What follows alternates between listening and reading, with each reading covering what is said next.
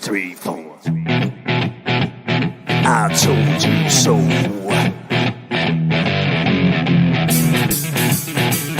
I told you. I told you so.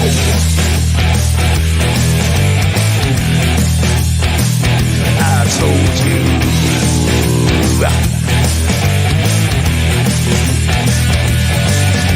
Remember when I told you about 9/11? Remember when I told you about Building 7? Remember when I told you about the fluoride in the water? Yes, I did. Remember when I told you about the New World Order? Remember that? Remember when I told you about the chemtrails in the sky? Remember when I told you that NASA was full of lies? Remember when I told you about the ultra mind control? Well, I just want to say that I told you so, yeah.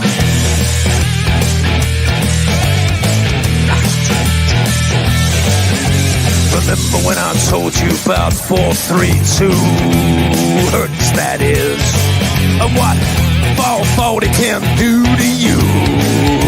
It hurts my ears. Remember when I told you about the vaccine agenda? Yes, I did. And that Michelle Obama is a transgender. Yes, he is. The dinosaur fraud, the climate change scam, and yes, Sandra Bullock is also a man. Remember when I told you that there ain't no clone? Well, I just want to say that I told you so. I told you so. I told you so. I told you so. I told you so. Yeah.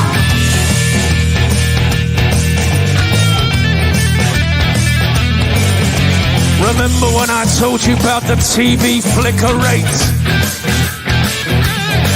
And how it puts your brain in an alpha state? Remember when I told you about germ theory? Remember when I told you about gravity? Remember that? Remember when I told you about Paul McCartney? Remember when I told you about direct energy? Remember when I told you about Monsanto? Well, I just want to say that I told you so. I told you so. I told you so. I told you so. I told you so. Yeah.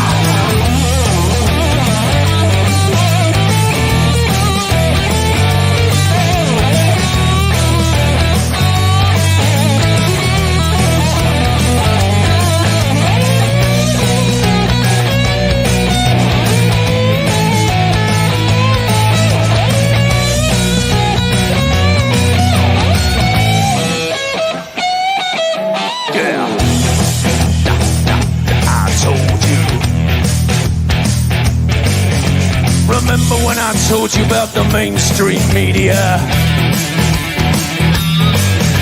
Your so-called celebrities and pedophilia. Remember that child trafficking and adrenochrome. Remember when I told you about the Georgia Guidestone? Remember when I told you about the false flag operation? Remember when I told you about 5G radiation? Remember that I told you that? Well, I just want to say that I told you so. I told you so. I told you so. I told you so. Yeah, I told you so. Yeah. But you didn't listen.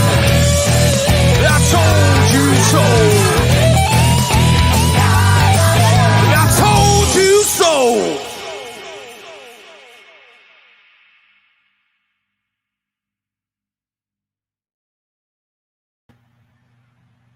What is up, everyone? Welcome back. What's up, Shapu? We are live Live. I think you're muted. Not sure. I can't hear anything. Yeah. There you are. Yes. Yes. Sorry. I didn't click it, but yes, we are live. We are live and in living color. And guys, I got to tell you, I don't know how long this channel is going to last. I was talking with Shapu backstage, and they are really limiting me on what I can do because of my past infractions on my other channels. They made it abundantly clear they know exactly who I am and what I'm up to, and basically they're telling me that they might just decide to terminate me with no strikes, pretty much, which wouldn't be the first time. But hey, I just keep popping up again, and if I go down, I do have a backup channel right now under my full name, Jennifer Santelli, and I will go into chat here and say something to you guys, so you guys can make sure you're subscribed to that channel. I think I made myself a moderator in my own channel. I don't know. Anyway, let me see what I got here. Here's my channel. Let me copy it. Yes, Mark, it's really hot. It's crazy. Yeah. Shapu, you said it's 100 and something where you are? Yeah, 104. So 40 degrees Celsius. Something where you are? Sorry, I have to mute my phone. Sorry. Am I in blue on my own chat here? I don't even know. Okay, I'm gonna drop this. I had no shirt all day, and I just put a shirt for the show, and I had to take it off. It was too hot. You look nice and tan, though. You're tanner than I am. Thanks. Might be the light. Okay, well I need to get that. I was out in the sun like what is it? Yesterday, all day I was out. Yeah, it was so hot. Well, I was not out all day. I stayed in because it's just too freaking hot. The mosquitoes are like insane out there, and I'm Italian, so I get chewed up right away. And the air's been blasting all day. And then it seems like I feel like I'm living back in Florida, because it's like every afternoon to evening you get this thunderstorm that rolls through and clears out, and then it gets a little cool. And that's Florida weather. When I first moved here, it wasn't here like that here. As a matter of fact, the summers were quite nice. And at night it cooled off a lot. So, but now it's just hot and humid and nasty. Yeah, exactly the same here. It was really hot and humid, and in the afternoon, big thunderstorms and stuff like that. How many degrees is it in Celsius? 40. Alette wants to know. 40? Yeah. Okay, 40. So, you know what this means. Hold on a second. Let me mute. All right. Yeah, I'll say hi to everyone. Hi, everyone in the chat. Who's here? Harlette. Okay, Shapu. That was my hubby. I got to run out and pick him up. I know we're just starting. Talk to the chat. Bring up some pictures. I'm going to take myself out, and you're going to be on full screen. Is that okay? I guess. All right. You sure? Yeah. You can be like... You can leave it. I'll leave it like this? Yeah. Feel a little bit more better when you got your face all up there. Yeah, exactly. Ceiling fan man, what's up? I got to go pick up the hubby. I'll be back in a little bit. Shapu is going to wow you and dazzle you with all the stuff he has lined up. And he's going to get it all ready. He may even play the guitar. Well, I don't know. No pressure. All right, guys. I'll be right back. Let me mute this. Welcome, Freya. LVK, Lisa Reen. Yeah, happy to be here with all of you too. It's been a while. One shoot. Mark, welcome, Mark. Yeah, they've been spraying in Alabama. Now here they don't need. There's so much humidity that the sun is blocked now. So, and we have fire smoke. So it's a new thing now. Who else is here?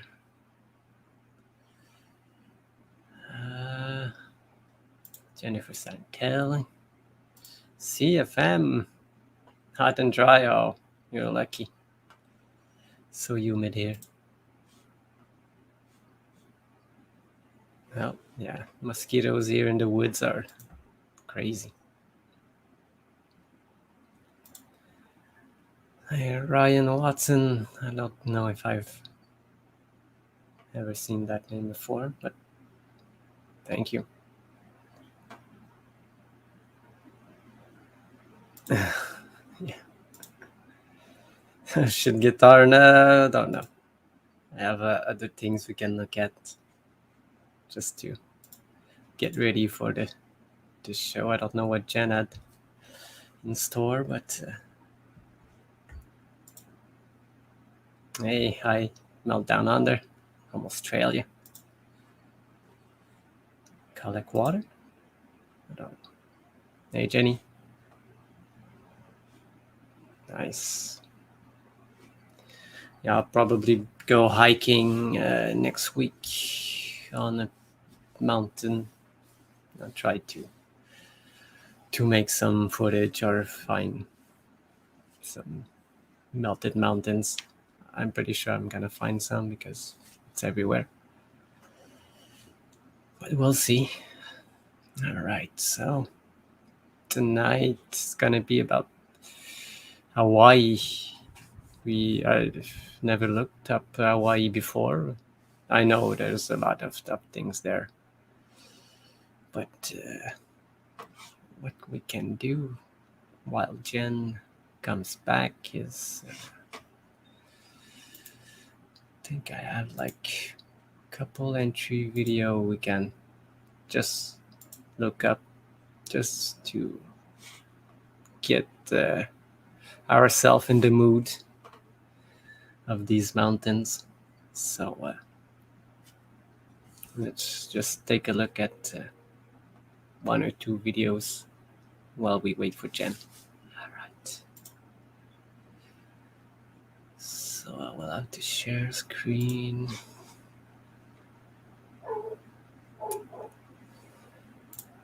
And I have got a lot of pictures and stuff that maybe you never heard about in Hawaii.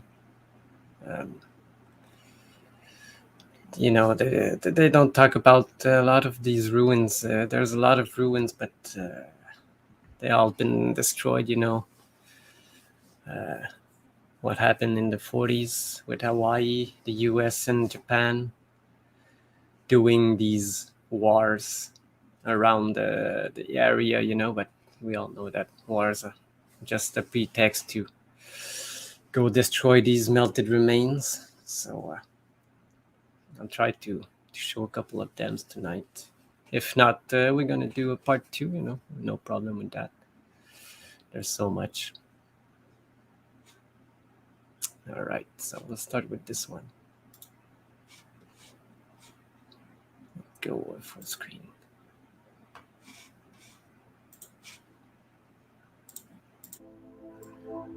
Just if you hear the sound, amplify.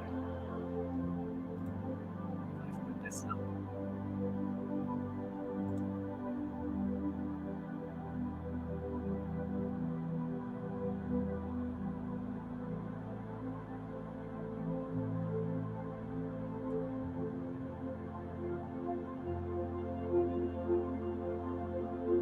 Yes, Mark.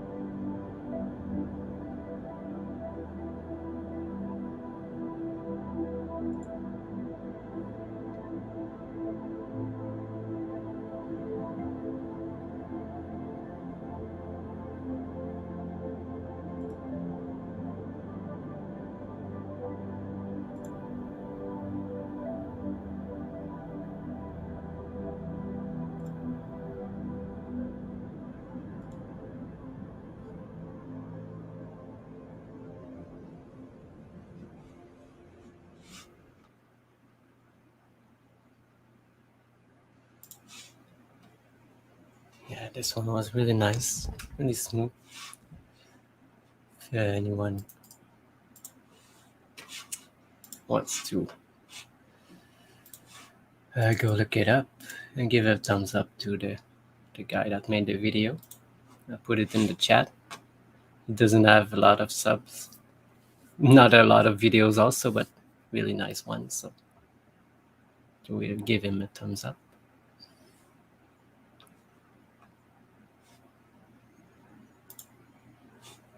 Yeah, sup, Mesa?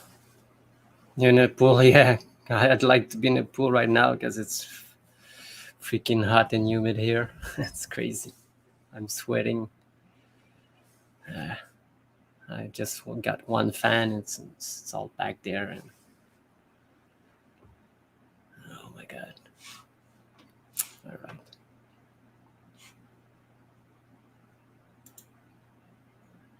But yeah, Jerry was making a lot of videos trying to explain what he found.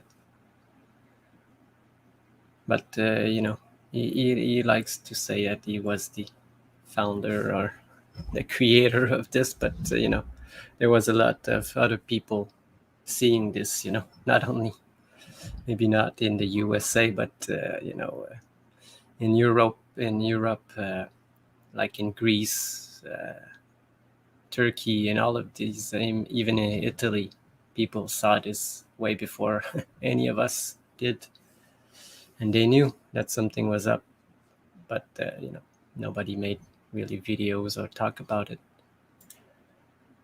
But yeah.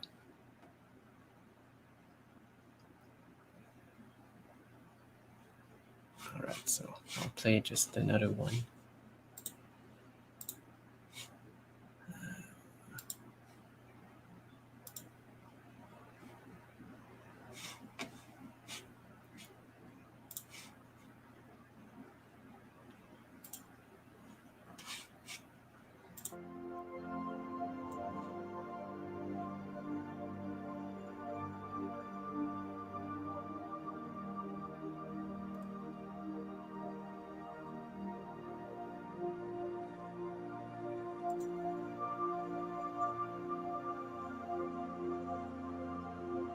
What do you mean?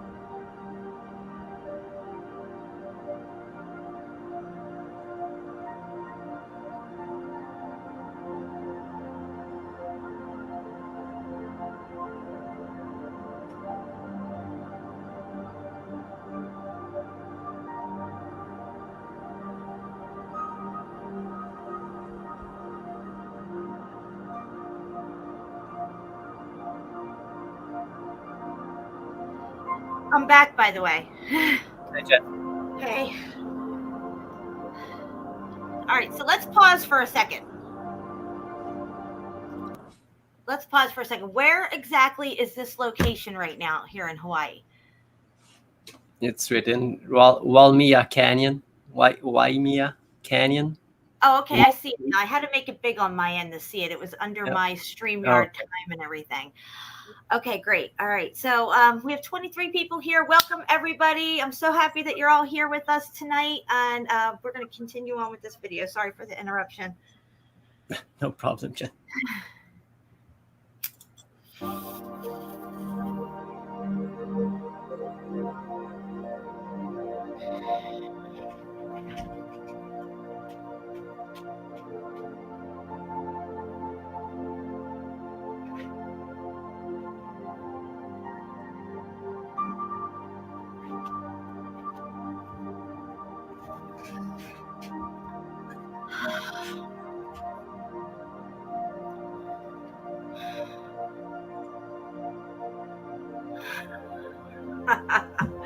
Thanks, Juan.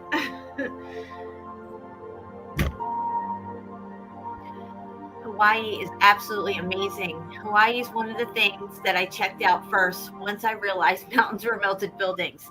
I looked at Hawaii and I saw it immediately. Once I knew what I was looking at, I saw it immediately. And then I showed Steve JMO.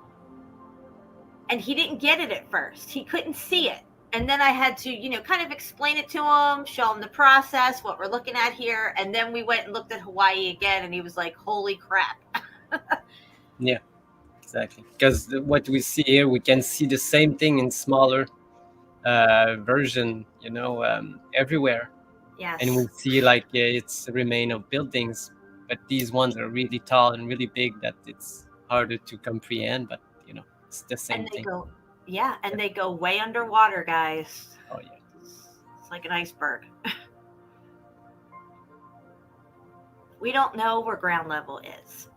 We really don't. And if there was a major extreme heat event that could have possibly triggered a flood, because I feel like this place may have some kind of fail-safe system to where if it overheats in any kind of way, you're going to have some kind of sprinkler system. And I think maybe that was part of the flood and what happened there and everything. But, water was probably not salt water originally. I feel like it was probably mostly all fresh water. And that's why you find so many lakes inland and stuff, because these buildings had water in them like our buildings do. And that water sometimes is still running and has to escape out somewhere. And they form these waterfalls and lakes in valleys between mountains. Mountains has no standardized geological meaning, by the way, definition. Wow. Just wow. Look at that. Oh, look, stop it right there, Chapeau. Look at that. You can see apertures right there. Look at all those windows. They look like windows. See them running across that ridge, that middle ridge here? Yeah. All through there and up there, yeah. But you can see that these lines are really straight, running all over, That's really cool.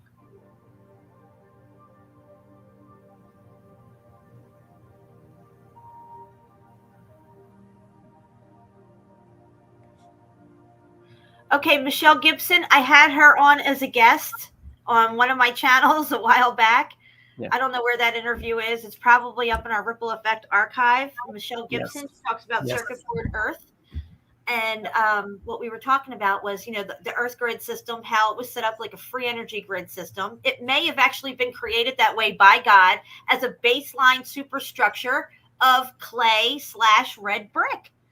So, and then how the components are set up on the grid system, the buildings, the stadiums, the racetracks, even all this stuff is actually circuitry on a massive motherboard that we live on. And motherboards are green. We have green grass everywhere. Isn't that interesting?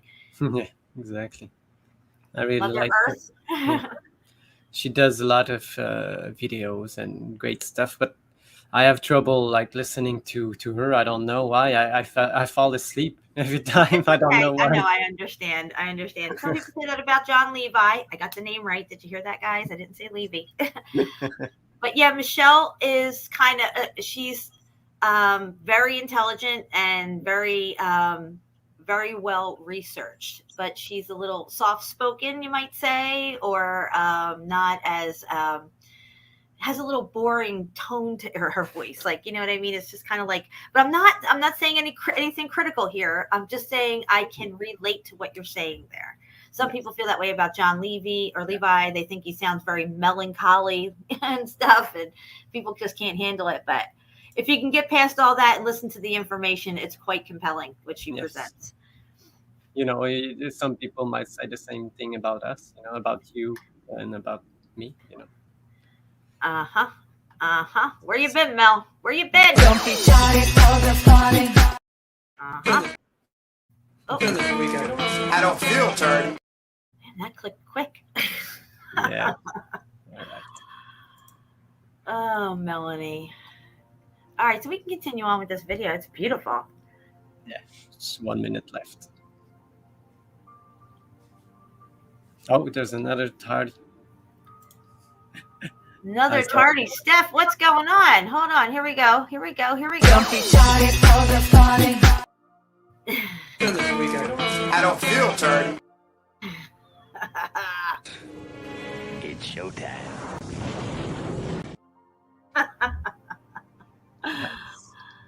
Oh, boy. Yes, now these waterfalls are consistent. They stay flowing for like most of the time. I mean, every time they take flights over this and stuff, they say this water comes from evaporation from the high altitudes. I'm not buying that. I've seen the interior of caves when people are kayaking through caves and the water's just shooting straight out of the rock. Yeah. You know? Yeah. These are buildings. They had plumbing in them. And the plumbing seems to still be working, or at least the water is trying to escape somehow, wherever it can. The path of least resistance.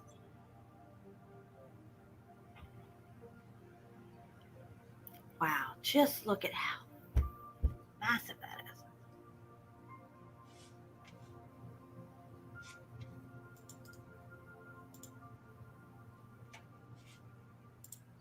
Wow. Right. Oh, hold on, we're on the wrong side. Oh, there we go. There we go. Shampoo, you're too tan. I got to get a tan. Yeah, it's my new light. Look, Let me see if I look tan with my light on. put look tanner now? the real. Put a one in the chat if I look tanner with the light on or off. I think off I look really white, but put a one in the chat if you think I look tanner with the light on. Oh no, this is blue. Off? But this is the normal, so yeah, I'm still tan. So. Have you ever done a spray tan? No. Never did. They don't even make sense in my world. No spray tan. Sun's right outside. You want to get a fucking spray tan? Are you kidding me? What are they spraying on you? Who knows? Do you have like tanning boots where you live? I've never been in a tanning. Actually, I was in one time. I got this free coupon for one that was just opening, and I get like a free half hour if and then maybe join. And I went in there once, and I was just like, nah, I wasn't feeling it. Thank you, Angela. Yeah, Mel says that you're tanner with the light on. You want me to leave the light on, guys? I'll leave it on. What's up, Steph? Ryan Watson is in the house. What's up, Ryan? Thank you.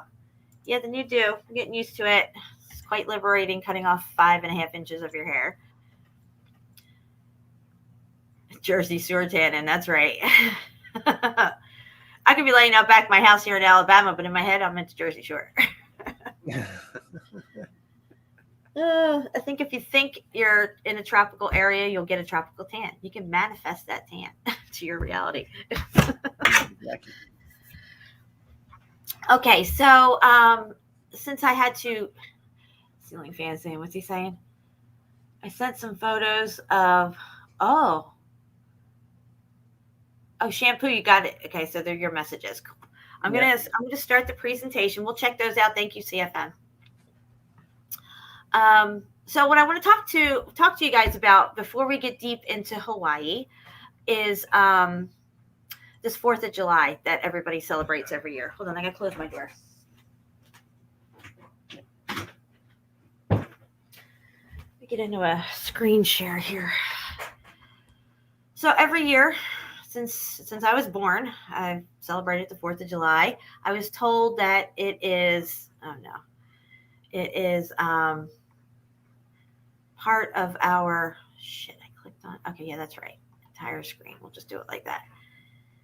It's celebrating our independence from England, and it's a celebration of freedom from the tyranny of England. That's what I was taught.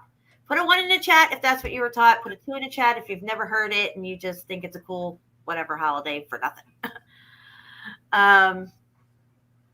So the Statue of Liberty has been compared to, and some say it is definitely the statue of Lucifer, and it's not Lady Liberty. And I'm thinking to myself, my God, every year we celebrate the 4th of July under the guise of a narrative that they gave us, a historical narrative that we don't even know is true or not.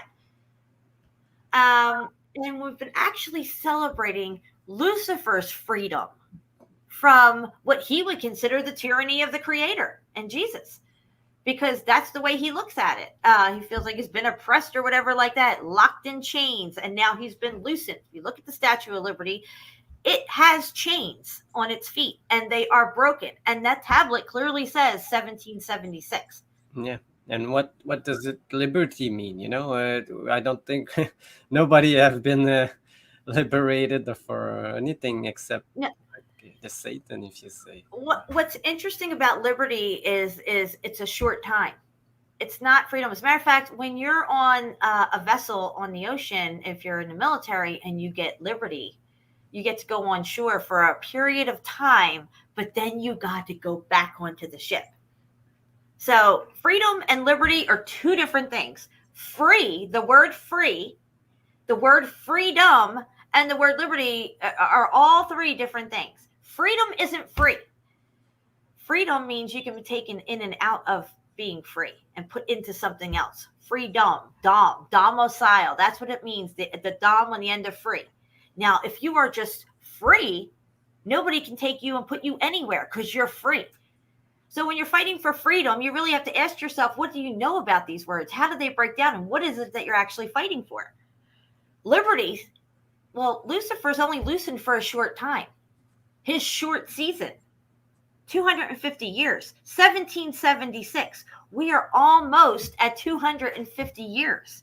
So he will be coming off of his liberty and going back into his chains when the next God's judgment comes. But I just wanted to bring that to light because I really thought about it the other day, the 4th of July and all this crazy, whatever.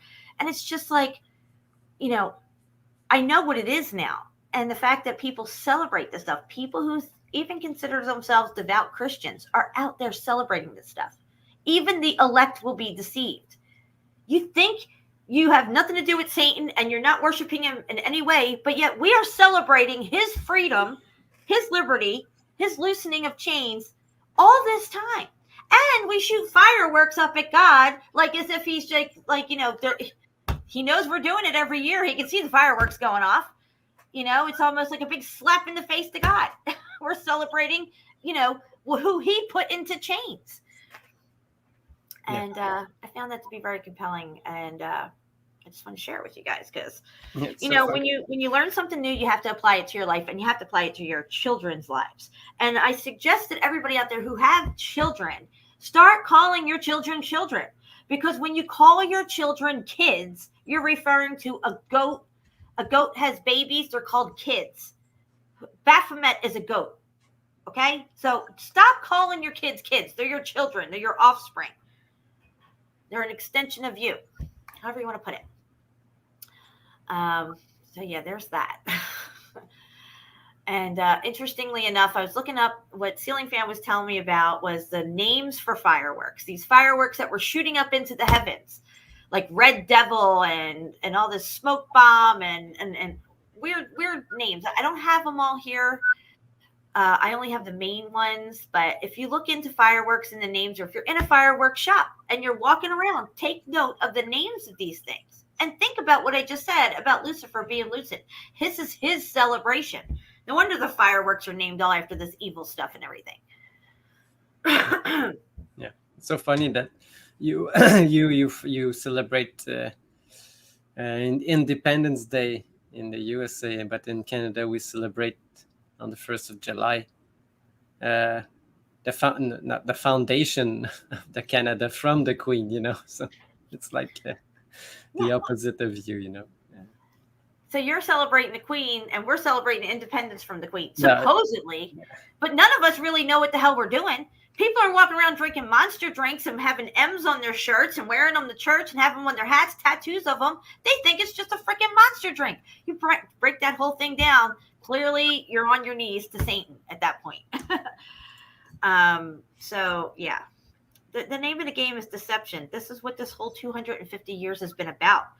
Everything we've been taught is a lie. All these historical narratives are a lie.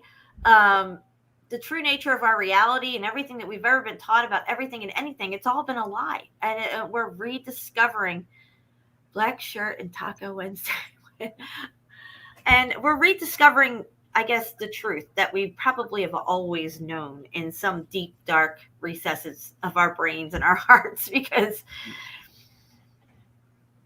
I think, you know, with cellular memory and the people who came before us, you know, we instinctively knew these things to somewhat. I mean, how could I have gone to the ocean for 45 years and laid out on all those beaches and all those different places and never noticed it was flat?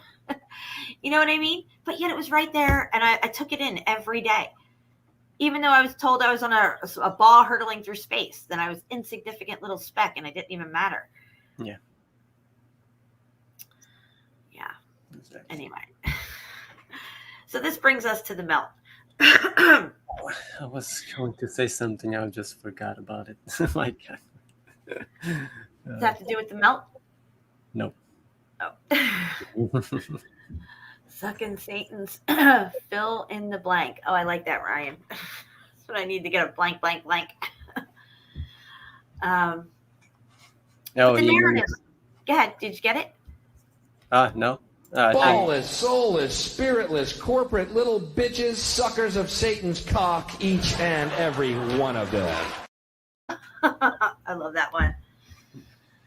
All right. So, yeah, the narratives, the historical narratives, the narratives that we've been told across the board about everything have to now come into question, because if one is a lie, and you know, the major one, which, you know, we're not on a ball hurtling through space, well, everything that goes along with that whole model, scientifically, physically,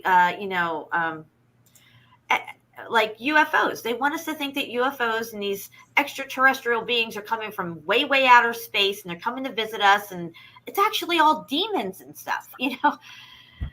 Of course, you guys know all this and everything, but again, it's a narrative that they've created to promote space. Oh, yeah, they're coming from space. No, they're fucking interdimensional beings. They're demons, and they're coming into our reality because we are in the short season of Satan, and there's doors open everywhere, portals in here, everywhere for these things to enter, especially if they keep you in a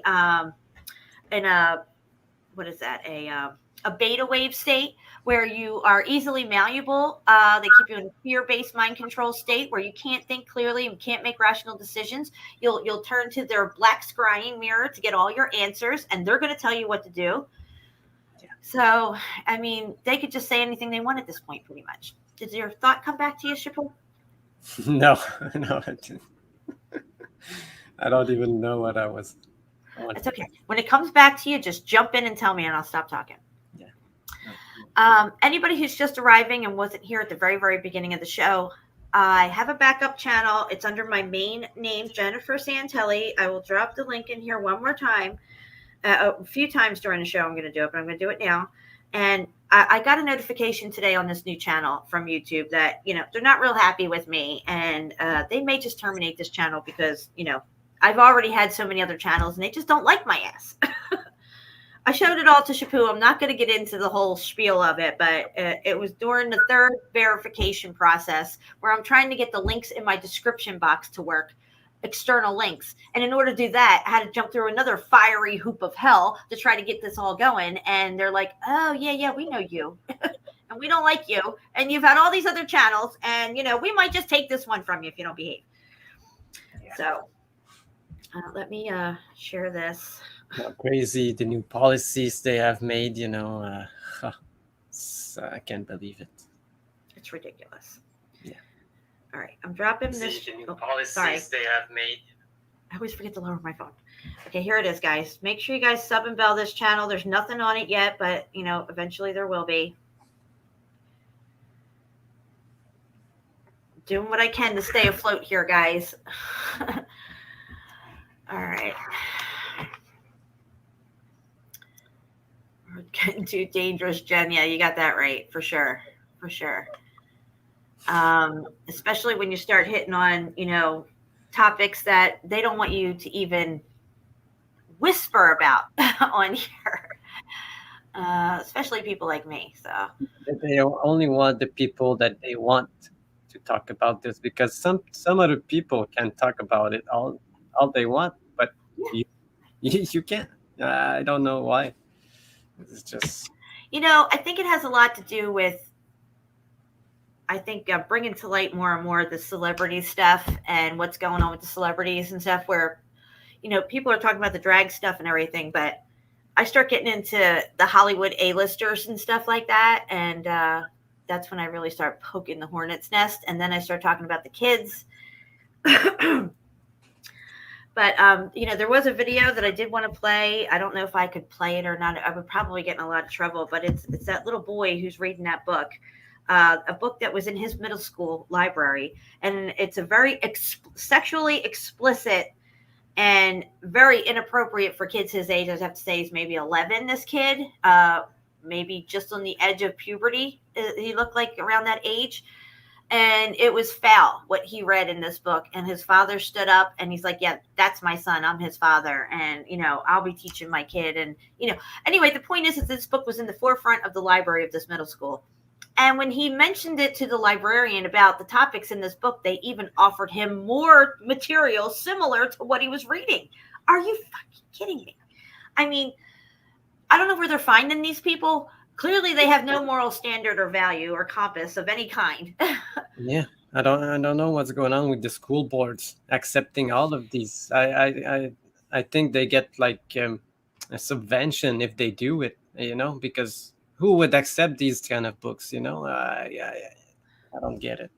Yeah, so I have a video of oh god, I can't show that one either, but it's a drag queen story hour at the library, and the guy stands up. He's like, can I just ask one question? And he's really nice. He's like, something about, is it okay to offend God? And they're like, sir, we're trying to have story time library drag queen hour here.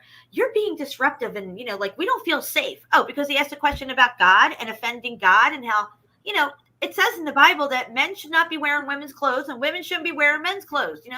There's a division between men and women, and there should be no confusion with that at all, because this is a natural order the way God intended it. What we're seeing is the pendulum completely swinging to the other side and immorality taking over. And we can see how it's not even trickling. It's pouring down to the children, because it was always meant to. Because if you can corrupt the children and hypersexualize them, and I really need to stop talking right now, but you know what happens after this point, okay? LGBTQP. And if you don't know what the P is, and I'm talking about children, you need to figure it the fuck out, because I can't say it here. You see the video that the guy explained the colors of the flag, not only the rainbow, but the one with that looks like a Masonic apron with the triangle with the black, brown, and the pink and light blue. It's horrible what they're doing. Let me see if I got this one video. I'm just gonna kill myself if I show this video. I get so compelled. I just can't help it. Okay, so I'm going to show this video. Okay, this is what we're dealing with here. Let me stop this real here. Okay, I'm not showing the drag queen. I can't do that. But I want you to see and hear at least and visualize in your head what is just out of our field of vision. It would only take, I think, a slight change in frequency to change our vision, and we will see what has been around us this whole time. And men's hearts will fail for what they see come upon the earth. Actually, that's always been here on the earth. We've been protected by a veil. The veil is thinning. And we're going to take a look at this little video here. I've shown it before on my other channels. Let me make sure I got volume with this. Entire screen. Share. All right, let's make it big. Hide this sucker. Oh, that's not it. Where is it? Oh, here it is. All right, good. Night vision, spirits. Now, let me play this. Here we go. The volume. Gotta get the volume up. Can you hear that? God, No. I can't even hear it. Why is it so low? Hold on. Let me bring up my volume. Let me see what's going on with it. Oh shit. That you'd look out at the tops of trees and you'd see these creatures with big wings and claws and everything come flying off the tops of trees. If you take the goggles off, there's not even a disturbance in the fog of the canopy. Can you still hear me, Shapu? Yes, but I don't hear the video. All right, that one worked down below it. I don't know why this one is so low. All right, well, that's okay. I'm just going to drop the link in the chat. You guys can look at it at your own leisure. This is supposed to be a true story of some guys in Vietnam that were given night vision goggles in the red spectrum. Could they have been using some type of red mercury or something in there? Possibly. But it gave them a look into the dimension that is just next to ours. And clearly these things can see us. We can't see them. And with these night vision goggles on, this gunner who was in the helicopter, I can't show it because the volume's not working for some reason. You can't even hear it. Click that link and you can play it yourself.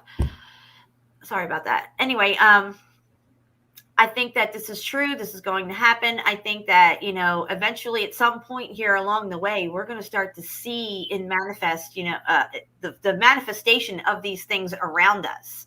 As of late, the last, 20, 30, even 40 years, there's been massive sightings of all kinds of crazy cryptids out there, even stranger than Bigfoot and Dogman. You got Goatman and the Rake, all these different things.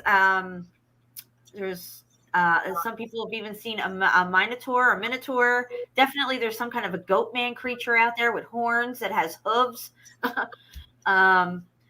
So yeah, I mean, who else? Chupacabra, that looks like a little gargoyle that flies around, like, between Texas and Mexico or something. People have seen this Chupacabra looking thing. People's trail cams have caught really bizarre looking things in the woods. So, and where's everybody going to run to when all this shit goes down? They're going to run to the woods. Well, guess what's waiting for you in the woods? Yeah. Anyway. Yeah, it reminds me of these 1700 paintings, of Bosch or another one. All these kind of what you just explained, Goatman, Dogman, kind of flying devils everywhere, I don't know if they saw this in their head or for real, but it's pretty interesting. Yeah, I mean, he put the goggles on. He looked, he saw them. He said he could see them leaving off the top of the trees, and the trees kind of moving with him. But when he took his goggles down, everything was fine. Nothing was moving. So, I mean, like, how crazy is that? It's just craziness. But I think things are going to be a lot crazier. Yeah, our seeing frequency is really small, compared to all the frequencies that we could see with the help of other stuff, even our hearing, seeing, everything. Yeah, absolutely. And I feel like all of our senses aren't online. I think we have a lot of extra senses that we do not use because we're not at that complete DNA level where all of our senses are turned on, because our DNA has been messed with in some way. It seems like genetically modified, maybe even because of all the genetically modified crap that we've been eating since Yeah, 250 years ago. but we never train. We are just told to use our senses for pleasure or pain. That's all. And they also tell us another thing too is to not trust our senses. It's like you're seeing something, they're like, no, that's not what it is. It's something else. I mean, you're not supposed to trust your gut. You're not supposed to trust your senses. But then it's only when it's convenient for them, they want you to trust your eyes and your senses and stuff. Yeah, exactly. Okay. So, Juan, I have not heard a peep out of Dogman. I thought I heard him. Maybe it was back in April or March. And it was way off that way and not this way over here across from my house. It was like way up that way. I was listening, I could barely hear something making that noise, but it was too far away for me to even capture it. But nothing down this way yet. But I'm always listening. Always have my ear out there listening. Let me see here. Where else do I want to go? Fireworks. I can close that out. Close this out. Ceiling fan man, do you have a wrench? Does he have a wrench? I might have to give him a wrench. Let's see here. Hold on. Is he blue? Let me see. No, he's not. All right, ceiling fan man, I am so sorry. Let me give you a wrench. So all this extra stuff you got to take care of when you start a new channel. You got to put all the new wrenches in and stuff. Okay, hold on. Let me mute this. And let me go through the chat here. There he is. All right, here we go. Tell Jeannie to say hi so I can make her a moderator too. Red Storm just arrived and he wants a wrench. Red Storm wants a wrench? Red Storm. Should I give Red Storm a wrench? Yeah. He just arrived. He's late. You got it.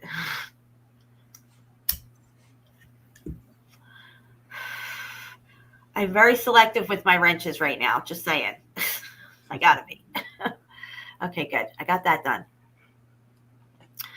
All right. So what did I want to check? Okay. So you showed your first video. I'm going to run through the tabs that I got, which is these two tabs right here. Oh, wait a minute. Hold on. Day hike. Okay. All right. So we're going to take a look at Mauna Loa, guys. Let me get my shit ready here, and then we'll go back over to Shapu stuff because he's got a bunch of videos that we're going to look at too. Entire screen. I'm not sharing volume with this because we don't need it. All right, can you see this? Yes. Is it on big screen, or did I make it small screen? No, big screen. Okay, cool. All right, let me go up here a little ways. Saw some stuff. Okay. Okay, so be right back. Okay, no problem. I hiked to the summit of the planets. Well, it is a planet. It's a planette. We live on a planette. They've told us this whole time we live on a planet, right? We're just saying it wrong, guys. Okay, this is how they trick us. We live on a planette, and it is walled off with some kind of a dome. And it is a smaller planette versus the larger plane. Okay, so you have a cigarette, China, Chinette, planette. We live on the planette. So there you go. And I would have to beg to differ. This is not a volcano. This whole thing that you're seeing right here is all melted buildings and probably everything down here too. But along the way on the trip up to the summit of Mauna Loa is a lot of structure. Amazing structure. Right angles everywhere. I guess this volcano is spitting out lava bricks. We're going to take a look at this trip that they take up here. I'm going to bring it up a little here. Let's see some of this stuff. Oh my God, there's a freaking ad already. Do you believe this crap? Another one. Another ad. All right, here we go. All right, let me see what. All right, here we go.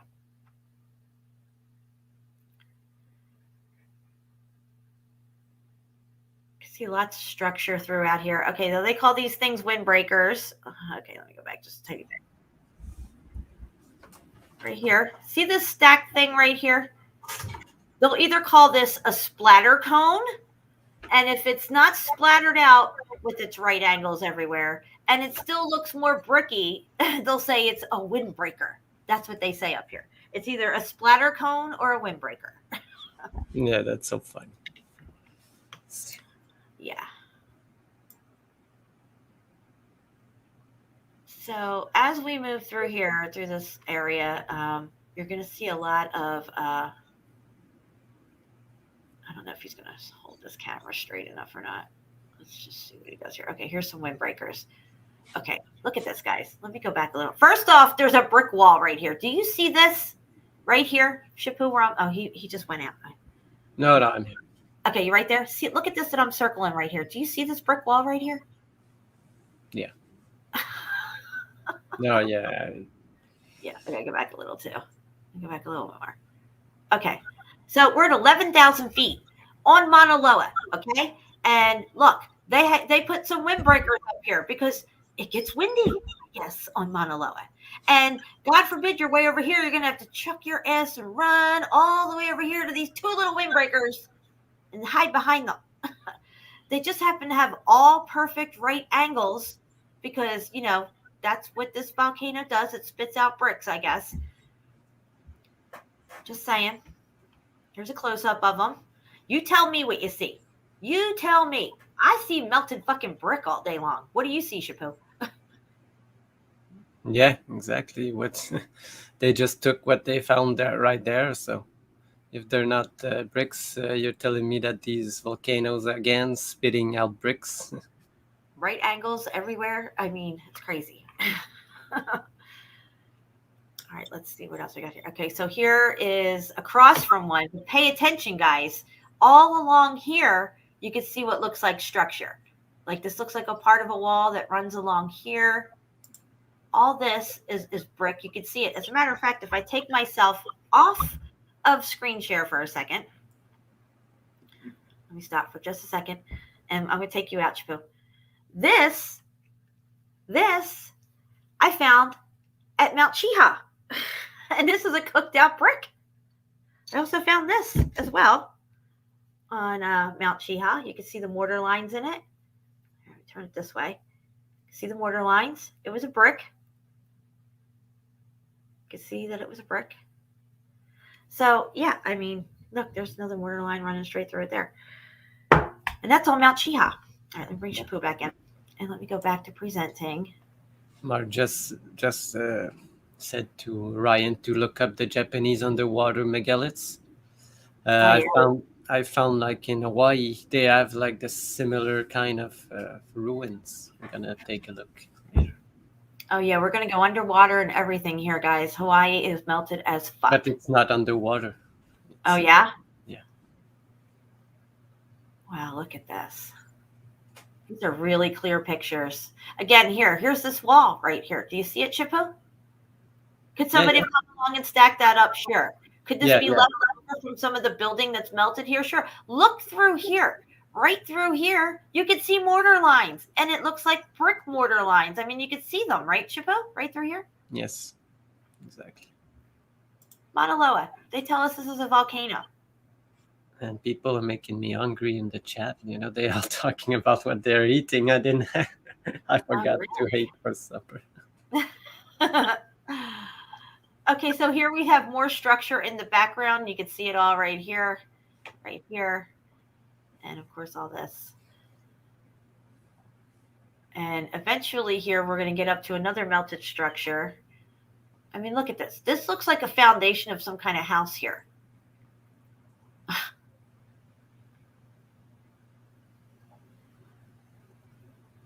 Okay, look, splatter cone. Okay, this is a nearby splatter cone. But these, wait, hold on. These are windbreakers. Okay, but these, when they're melted down, they call them splatter cones. Let me go back to the splatter cone. Where is it? Let's just keep going from here. And the splatter cones just happen to look like a melted windbreaker. I mean, come on. Yeah. Here it is, right here. Splatter cone. Do you see the melted brick in here? Can you see that this was stacked just like that other thing that you saw back here? This is part of a building. I don't know what part of the building it is, but that's what this is. It's not no fucking splatter cone. Look at this.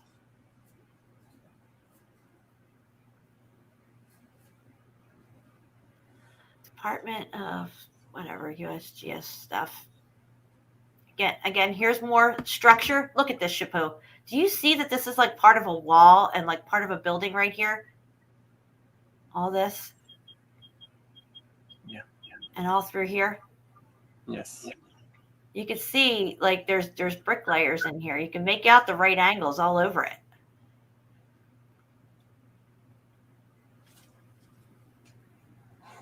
There's structure all over Mauna Loa. I'm not saying people don't stack stuff. They're stacking melted bricks, or these are left over from whatever remnants of this building that was there. This could be the very top of something that we're seeing here, like a top of an obelisk or something. Who knows?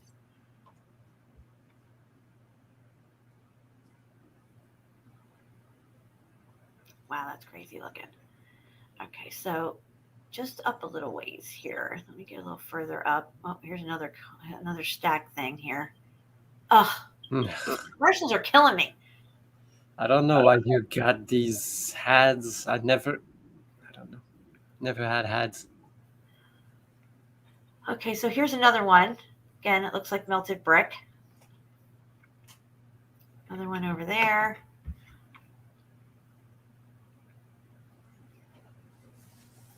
Now we're going to get to this one location. Oh, wait, there's more over here. Some more stack stuff. Look at this. This looks like it had metal all over it. Look at it, Chapeau. It looks like metal has melted over it, doesn't it? Kind of has that metal. Yeah. They probably have metal, from. Yep, that's what I think it looks like. From the volcanoes, Yep, fucking.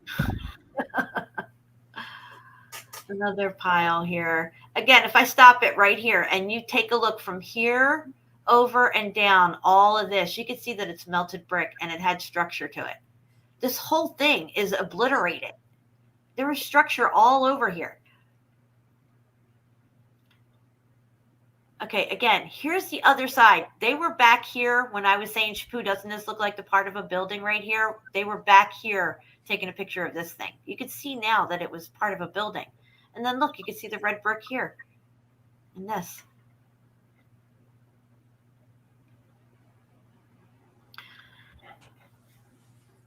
Yeah, I covered Mauna Loa a long time ago. And after I covered Vesuvius and proved that that wasn't a volcano. We're going to get up to a section here called Jagger Cave. It's an open air cave that somebody just built because they wanted to watch the volcano go off. Or it's part of the original structure and it's a melted fucking building, which is what I'm leaning towards. Okay, we're getting closer to the rim now. Let's just stop right here. We're at Jagger Cave now, guys. We're at like 13,000 feet probably. I don't know, maybe like 12 or something. I think 13 is a little further up. Do you see all the structure and right angles here? There's actually steps. Yes, melted steps. Let's take a look. Here we are. Thomas Jagger spent cold nights here watching the eruption back in his day. If you buy that, I got a bridge to sell you.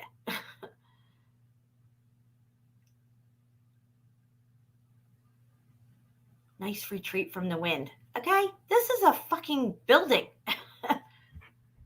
Every day of the week, in my opinion. Let's stop it right here. Look, stay still, dude. Okay, let me make it big again. See, you can see the steps here. Stop with his camera and make it steady right there. Okay, maybe that's a good one. You can see that the steps are melted. This thing up here is at least 15 feet tall. I don't know who the hell's stacking shit up here, bringing bricks up, had a ladder with them, or maybe three guys and they stood on each other's shoulders, but This whole staircase right here is melted. This floor is melted and everything around it's melted. And I don't know who the hell's building a 15-foot tall windbreaker right here. It looks like it was the chimney of the house or whatever it is right here. What do you think, Shapu? I don't know. Yeah, I think the same thing, Darren. Who would go and build these things just to to go up this hike for 2 hours just to build something to watch something that probably never gonna happen, you know?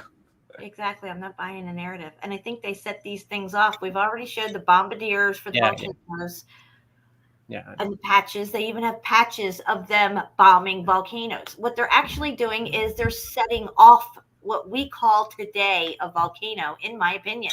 And I think we have proof of it. We showed it many times on this show. As a matter of fact, one of the shows we did was just all about volcanoes and how they can fake the volcanoes and the volcano concoctions that they've had since the 1700s.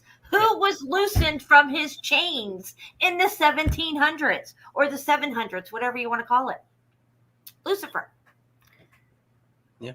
it's not that hard to do that concoction that they to make a volcano also. So imagine doing it like on a big scale. It wouldn't be too hard for them. Yep. And So also some might be like remains of past power plants, like towers that melted and still have like activity under, Oh, yeah. because as we say, lava is not everywhere underground, because you see that everywhere people go mine and go down mines and dig everywhere, but nobody has ever like opened up a lava channel, just by digging. It Right. never happened.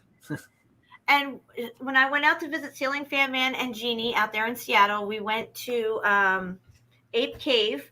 Ape Cave is supposedly a dormant, extinct lava tube that happened about 300,000 years ago. And it is supposed to be connected to Mount St. Helens, yet it is 9 miles away from Mount St. Helens, and it's pinched off at either end.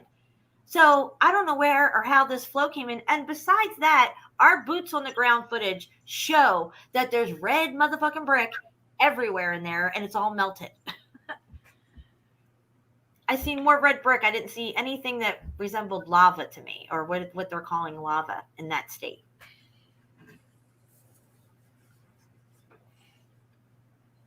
Again, It's just look at all the right angles in this thing. Okay?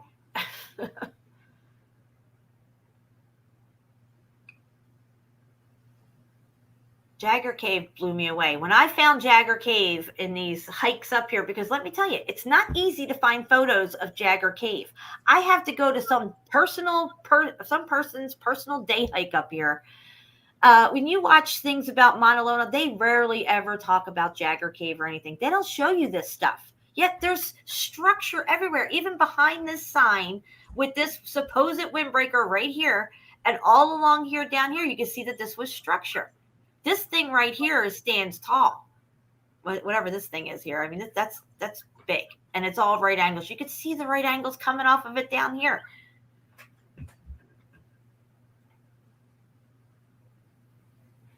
All right, now we're at the rim of the crater. 13,000 feet. I just showed you all this structure up here. You think this is a volcano? I don't think it's a volcano.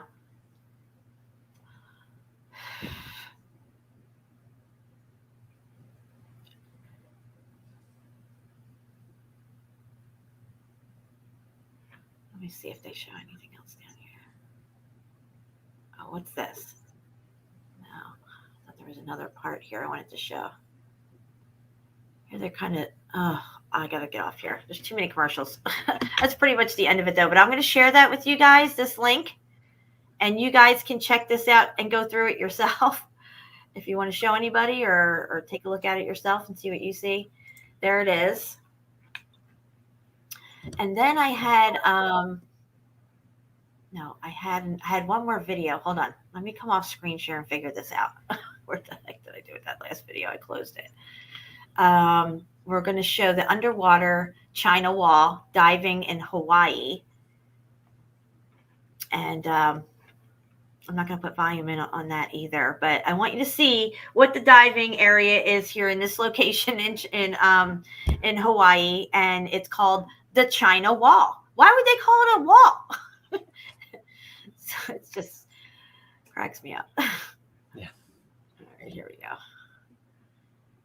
All right, guys, let me make this big. Get rid of this. So it says Underwater Mountains, Free Diving China Wall in Hawaii. That's the name of it. And I will drop this link as well. Let me scroll up here to where they're getting in the water. All right, here we go.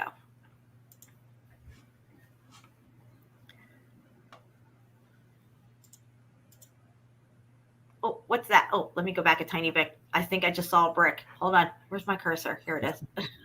Oh, what's that? Oh, do you see that right there? Look, I'm circling it. That's a brick. Right there.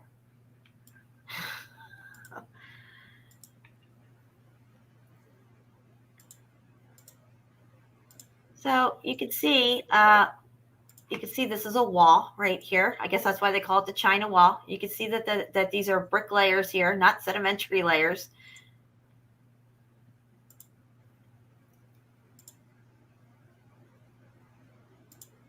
Wow, just look at this, guys. That would be so cool to dive under here and check this out. Oh, little sea turtle. Let me see. Is it? Yeah, here, look at this. Look at this wall here, guys. Yeah. Absolutely amazing.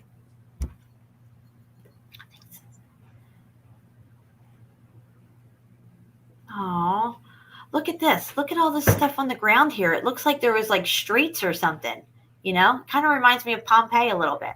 Yeah.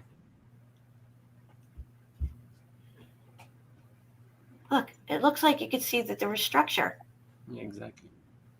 Look, what's that? What's this? This is like this is a house right here. Do you see this? You see this wall right here comes around? This is Jagger Cave underwater right here. Yep. And you see all the remains, the ruins. Yeah. All Hold over on. Yeah, keep talking. All over Hawaii, the ruins are just like this. You'll see later. Yeah. What is this right here? This, and it goes over this way. I mean, what is that? I mean, all of this. It's just, you can see that this is a wall, and you can see that all this looks like leftover foundation or something.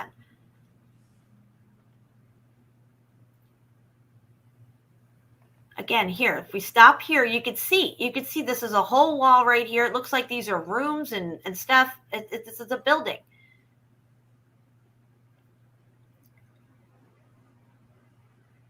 All right, let me see if they show anything else here. There's another part coming up. Hold on. Yeah, look at this. Look at this, guys. Yeah, they're going in because it's a building. You can go in. Yeah. Yeah, right after I'll show what it looks like above the water. So. Yeah, above the water is crazy. You got all those pictures and stuff? Yeah. Okay, cool. Look at this, guys. Again, they will tell you these are sedimentary layers. It's all bullshit. If you believe sedimentary layers, you would have to buy the geological narrative. And if you're buying the geological narrative, then you're still buying the ball Earth, because geology is tied to the globe model. It's not tied to flat Earth.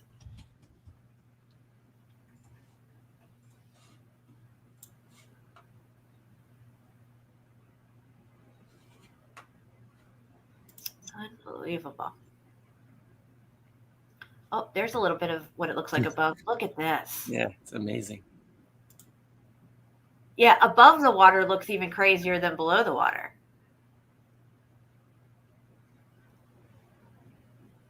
Again, look at these brick layers here. I mean, if you look closely, you can make out where the bricks were, these empty little spots and stuff. We see that all over Vesuvius and many other locations. Yeah. Welcome, Carla.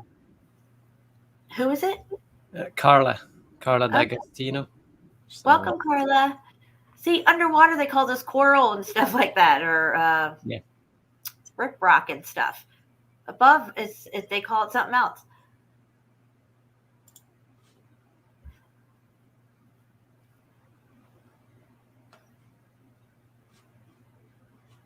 Oh, wow. It goes deep in there. Now look at that.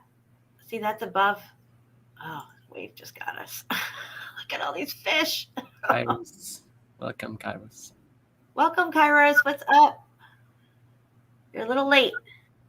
Shapu's got to get on those drops. I don't feel turd. I'm done. So look, it just opens up into this cavern here, and then it's amazing.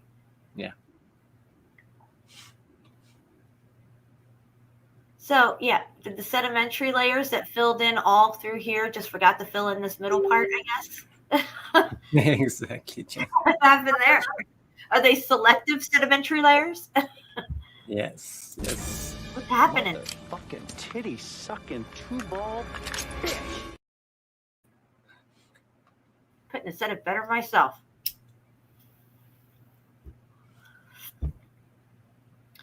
Look at that. That little photo they just took there. Hold on. Right there. Kind of, it reminds me of Jagger Cave. Now here's them getting out of the water. Shapu's going to show all this stuff that you see above the water here, which is it's all building, guys. All of it.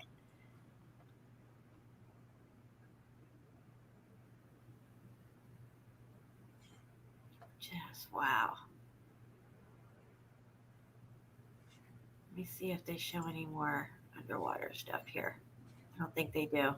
Okay, so that's the end of that one, but I will drop this link as well. You guys can check it out yourself and maybe, I don't know, do a little research into this location and make your own video. Who knows? Somebody's going to have to help out and start making more videos because my channel ain't going to be around forever. That's for fucking sure. They want to get rid of my ass. Oh, Donna. Yeah. Well. Oh, Tardy. Don't be tardy for the party. Oh. Yeah, do you want me to show my video of the above? If we Yes, absolutely. That would go perfect with this. So Melanie. Got the glue, Mel? Let me see. Hold on. I got a question for you. Where is it? I have it down here somewhere. I gotta scroll. It's so many now. Melanie, where's the glue? I'm out.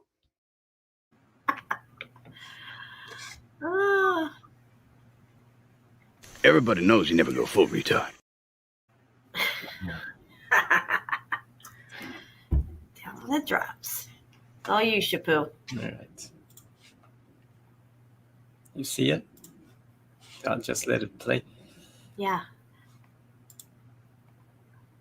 Melanie says, I got the glue. She got good. She's got that good tardy glue. Great. So look at this. This is the above of the same place. Well, look at how the hill goes up like a dome over Yeah, here. right there. Yeah, I know. This is what melted. This is the part that melted. That's left. Right there. Yep. And Hawaii. what's going? I was to say Hawaii is just crazy, but continue. Go ahead. Yeah. They call this place this spitting cave also. Oh, right here below us in this little crevice. Yeah, right there. Oh, because it spits the water back out or something. Yeah. Oh, I bet there's all kinds of caves and probably rooms that are still open and maybe not accessible, but there's got to be all kinds of stuff still in here. Wow. Just look at this, guys. Wow. This is some really good footage. Yeah, it's crazy. Look how melted it is. You cannot call this sedimentary layers. It's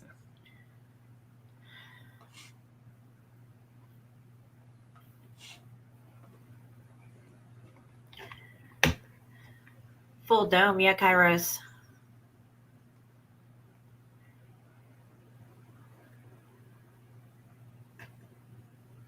Yeah, Melanie, I feel the same way. I need to get a drone is what I need to do. Yeah. Freya Mega Melt. You got that right.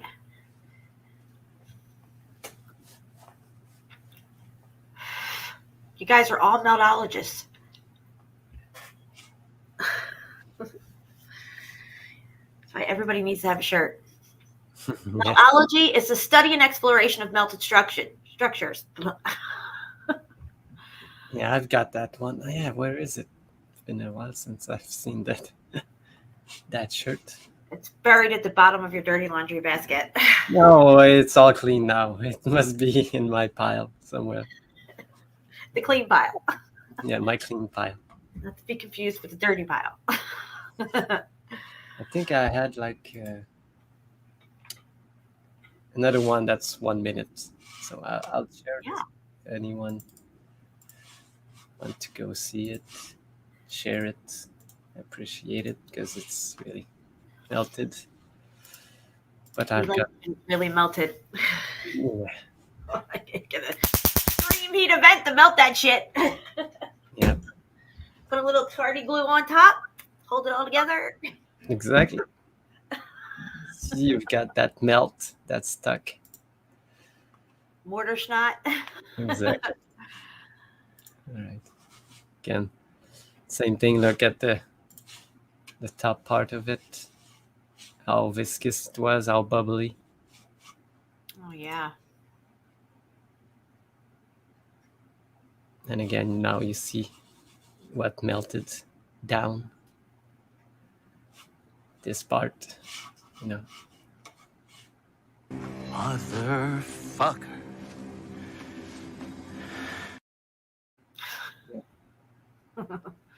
Look at that right there, Chapu. That's crazy right there. That one little section when it was coming up on it. Right there. Right near that rock in the water. Yeah, right there. You're circling it. Yeah, right there. All that's so crazy looking. You know, this kind of reminds me of Santorini a little bit. Yeah. Santorini was a really good show. Can't believe they took my channel down. Yeah, I think I've premiered it last week. Yes, you did. Yeah. Oh, do you see that? Yeah. Wow. Do you think he got a wedgie when he went in there? Do you think his swimsuit went up his butt? Probably. There's no way it couldn't.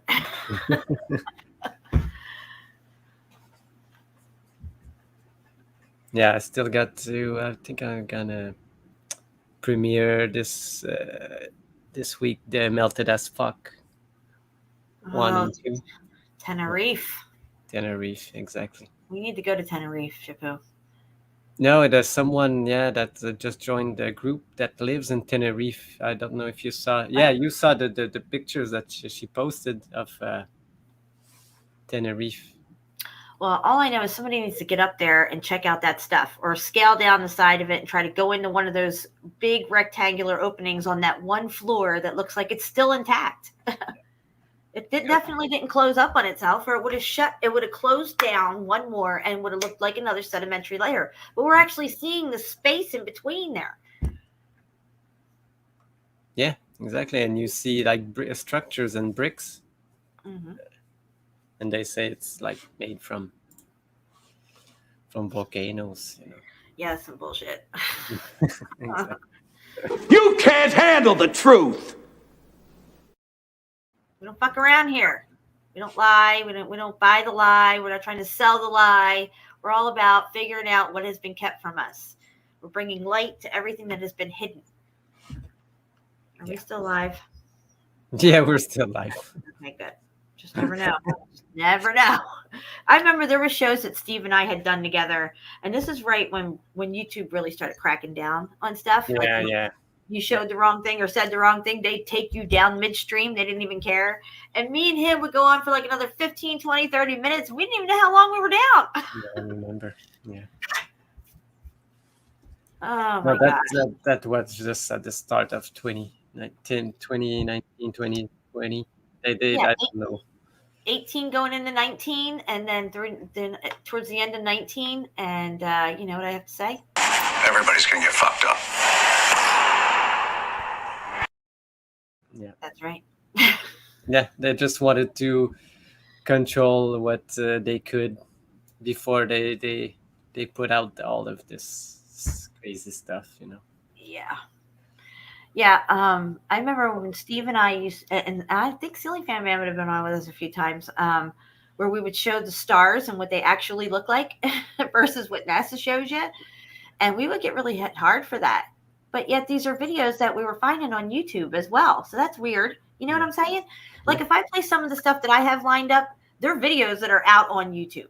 Okay, that father and his son at that fucking school board meeting and the book he's reading and things he says, it's on YouTube. If I play it, no bueno. Yeah, that's Bueno. what I said.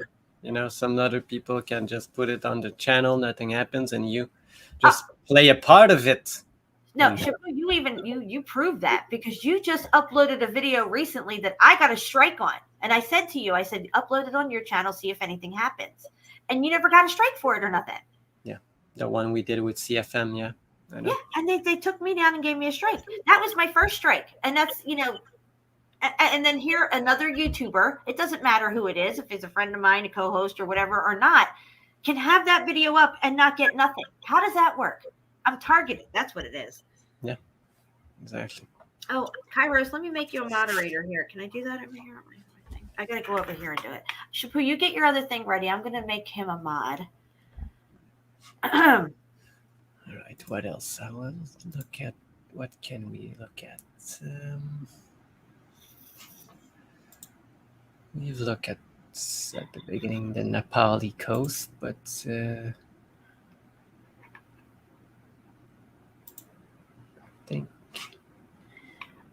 got other pictures because I've got a lot of videos and pictures, so We know you do. Shapu's got a whole vault full of shit. yeah. It would take you generations to go through it all. Yeah, I know. I could create like a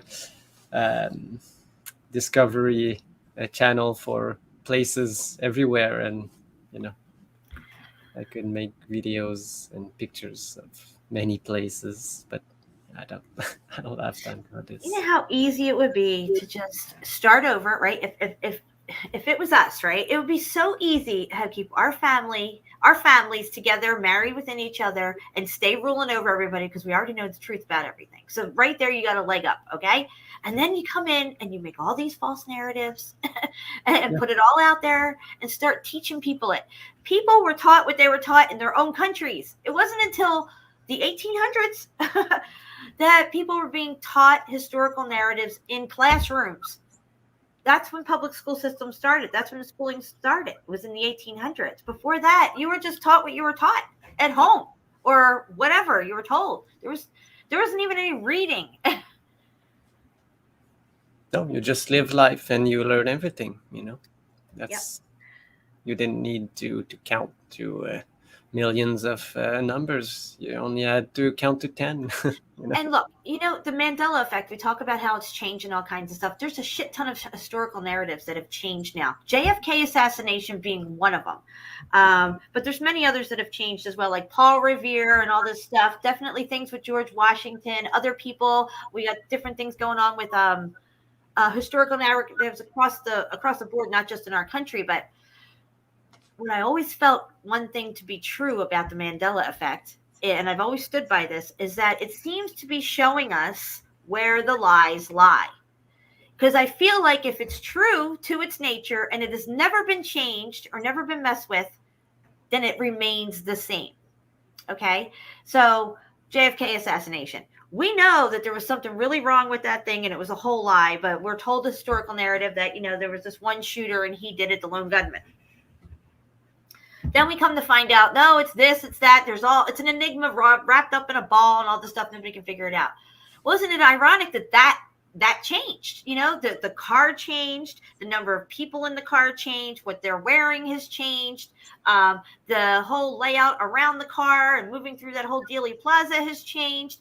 The fact that people have colorized video recordings of it popping out everywhere that was not around before. It was only the Zapruder film. The Zapruder film has changed.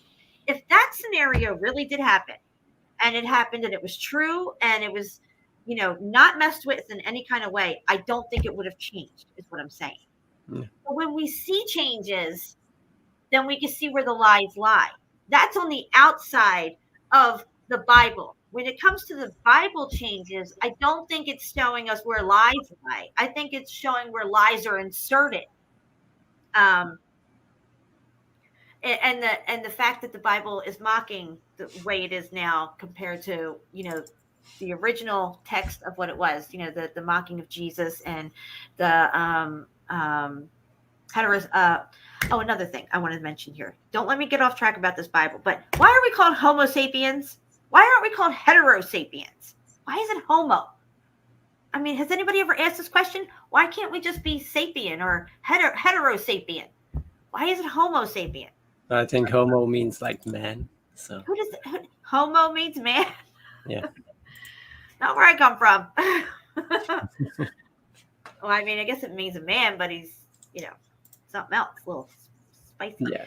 Anyway, the Bible, I feel like this whole thing is connected, everything that we're seeing here. We're breaking down historical narratives, geological narratives right now. We're destroying the narratives and bringing out the truth of what we see happening with these buildings. And could it have been many events? Is it one event? Clearly, it involved some kind of extreme heat. And I even have a video here to validate this extreme heat that had to have taken place sometime in the past. I'm going to play it right now. It's 45 seconds long.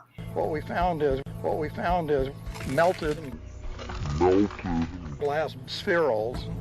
So this is our first clue that some high temperature event had happened. What we found is melted glass spherules. So this is our first clue that some high temperature event had happened. Temperature sufficient to melt Earth, basically. Is that what you're saying? Hot enough to melt a car into a molten puddle of metal in the parking lot. So there's that, okay? That's our first clue that there was an extreme heat event. I just love what you did with that clip. I was having fun that day. Melted. I was watching this and I'm like, oh my God. I knew exactly what I was going to do the first time I watched it. And it took me literally, I made that video. That was one of the fastest videos I ever made. Like when I'm really, when I grab onto something and I'm really passionate about it, I'm just like, yeah. Like the Holy Spirit's working through me. Yes. But, this has been hidden from us. This is a truth that has been hidden from us. Call it X Factor, call it reset, call it God's judgment, call it what you will. It happened.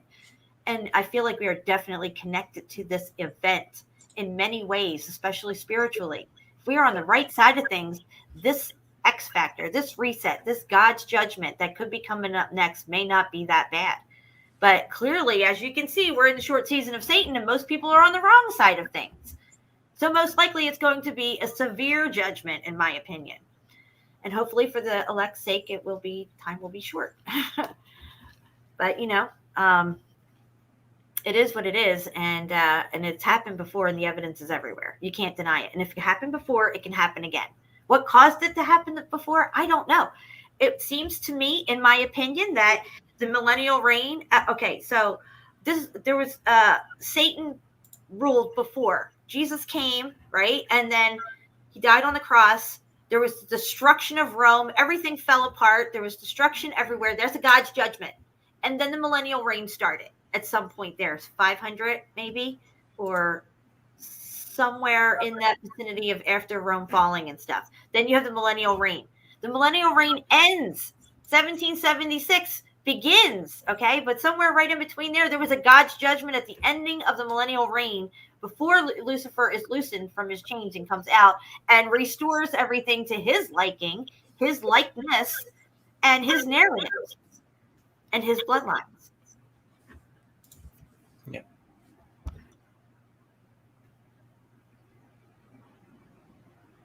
Yeah, Graham is just another keeper, just telling you a little bit of truth, but the rest. Oh, yeah. They can't deny that there's extreme heat evidence everywhere. And it's no surprise to me that they're going to try to pick it up and start talking about it. But they'll talk about it in specific locations like they do with Sodom and Gomorrah. Sodom and Gomorrah is a melted, cooked out city. So if that's melted and cooked out and everything else around it expanding out from that location across the plain looks just like it, then how is it not the same? Yeah. Exactly. All right. Natalie. Natalie. Oh my gosh. Hold on a second here. I got it. Hold on. I can scroll way back up here, Natalie. Here we go. Don't be shy for the falling. I don't feel turd. My mouse is not working right. I click and it just kind of goes real quick for some reason. All right. Well, let me see here. We got 27 people here. My last channel before it got taken down, I was around 80 to 90 people I was averaging. Hopefully those people can find me again because I kept the same name. But it's not going to last forever. No, we know with you, Jen. It's just a matter of time. I don't know why they do. What's this? Kairos, I'm trying to read your comment. Hold on. It says, are the amazing old world buildings the wreckage of New Jerusalem? Yeah, I mean, they could be. I feel like that I feel, in my opinion, that these World's Fairs that they had, worked so hard at destroying and everything, they were capital cities of the millennial reign. I think that they probably mirror cities in heaven because it was literally heaven on earth. And I think that these amazing architectures that we see everywhere, high-tech-ture, meaning bright, self-illuminating, self-sustaining buildings on the free energy grid system that they built was heaven on earth. Everybody had everything. There was abundance of everything, and everything worked. Yeah. And go ahead. No, I was just agreeing with you because how can you do all that they have without having this thing you're talking about? This peace on earth everywhere, working together towards the greater of man. So this is why we see massive cathedrals and little tiny people on muddy roads. Okay, they didn't build this shit. Their little horse and buggy didn't build that. Who built that? Seville Cathedral in Spain has 44 tons of gold in it. 44 tons. You know what the narrative is on the 44 tons of gold? Well, they went over to the New World and raped and pillaged and brought back all of this gold and just gilded this whole fucking church with it. Now, if that church would have melted down, if that cathedral would have melted down after in God's judgment, there would be a huge vein of gold underground there or in the ground. 44 tons of gold in this church. Look it up. I've covered Seville Cathedral 3-4 channels ago. So they say the Spaniard just went to and took the Maya gold, not the Maya. I don't know if it says Maya or not. I don't know. But the narrative did say in its own way that they went to the New World and raped and pillaged over there and whatever and took all this gold back. And, there's probably, but that's a narrative. I don't even buy any of that crap. Yeah. I feel like all the cathedrals were covered in gold. The domes were all gold. I think that the gold rush going out to the West Coast in the 1800s, the 49ers, was a rush to get out there to take the gold down, not go dig out gold out of the ground. Maybe to some extent there was. If they had the schematics and the original maps to these locations and know what these buildings were and what they had on them and in them, they could send people out first to scout out the area, to assess the situation and remove this stuff before they bring people out. If the technology is baroque and it does not work anymore, and we're just going to live on the surface of this free energy grid system that's cooked out now and doesn't work anymore, but we'll make our own rudimentary stuff, this type of electricity that we use now and stuff based on the old technology, but nowhere near the old technology. And the grid will never be up and running the way it was before. Although there are some locations, like I feel they have got it up and running, like Turkmenistan, for instance. They seem to have rebuilt their whole grid system out there, and it's a whole free energy city out there. Yeah. And it's a closed country. You can't get in there. So where was I going with this?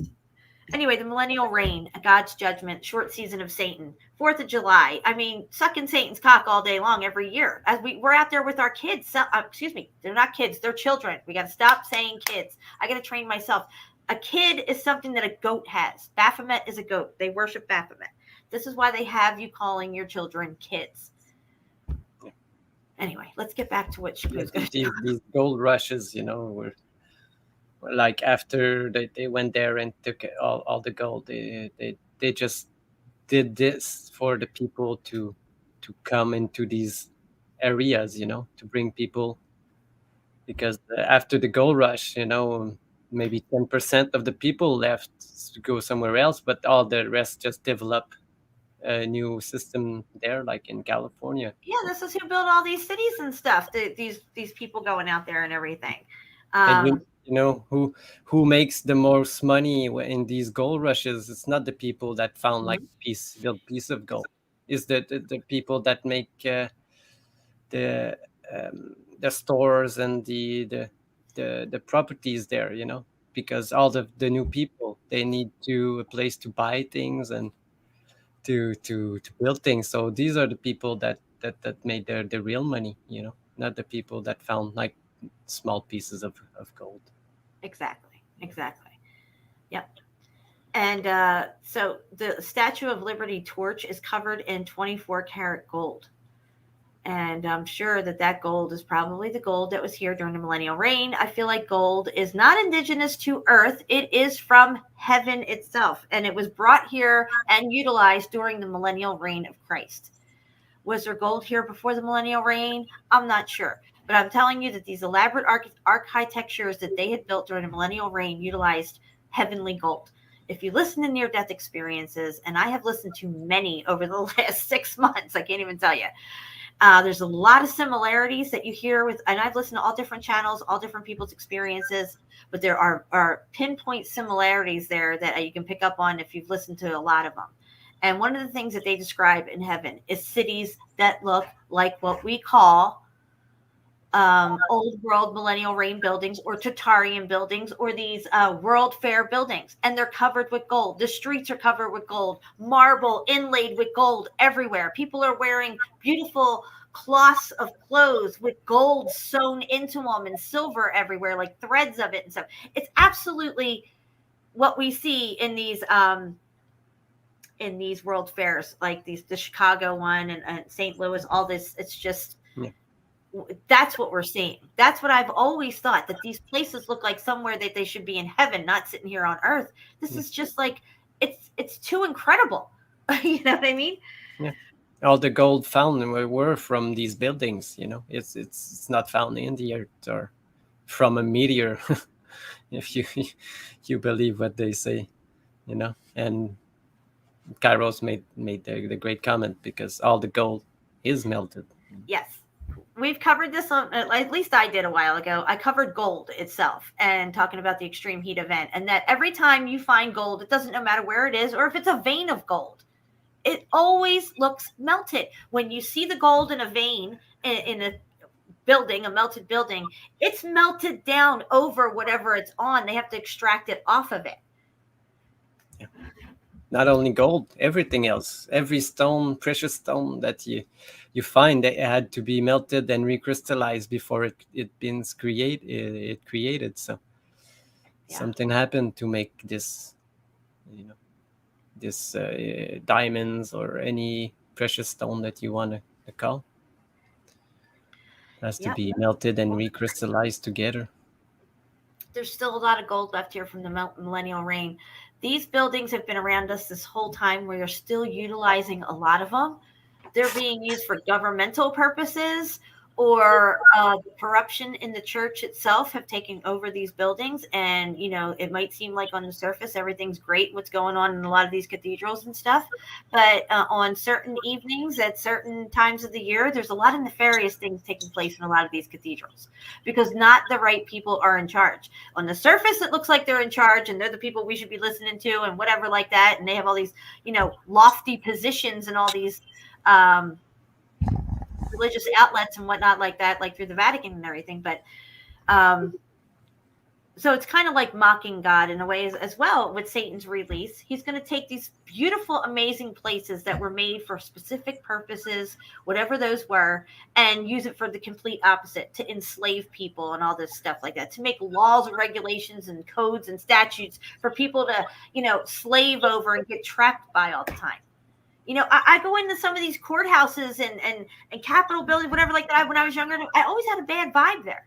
It was like, whatever's happening here, I don't want no part of it, you know? But during the millennial reign, it was a whole different scene.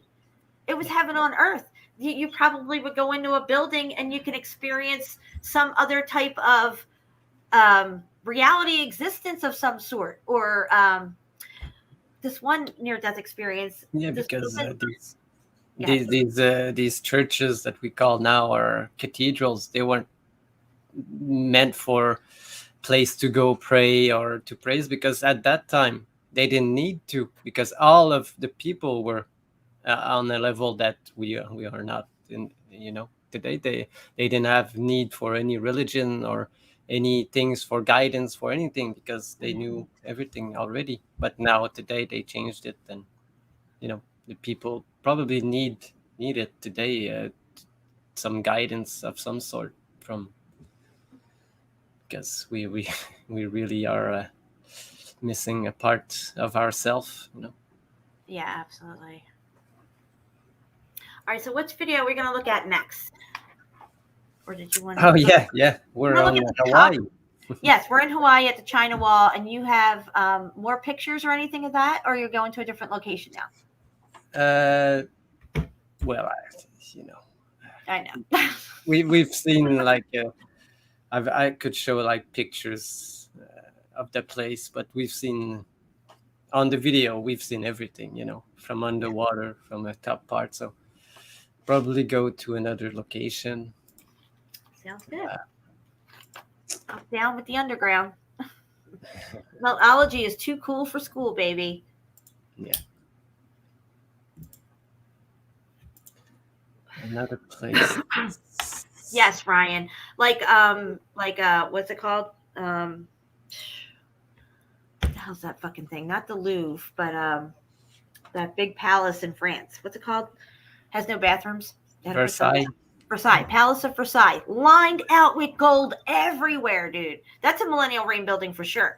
Had no bathrooms in it or nothing. You look at the doors in there when you watch people going through, and even Hampton Court also, which is all red brick. Hampton Court is a component on the grid system. These doors and these things, people only come up halfway. The doorknobs sometimes are at eye level. Okay, who the hell's doors are these? I think the millennial reign people live longer, clearly, probably could live the whole 1,000 years, have an experience here, and they were much larger. And not in a bad way. I mean that our spirit is enormous. As a matter of fact, a lot of these near-death experiences, people say they can't even believe their soul can fit back in their body because it's so small and cramped in here. But so I think that they were able to be more expansive even in their growth and stuff, not in some kind of Nephilim weird kind of way or anything. Yeah. I mean, when people have near-death experiences, they talk about 15-foot angels walking up to them and stuff, and, you know, just like looking up at Jesus, and he's huge, you know, they're down at his feet.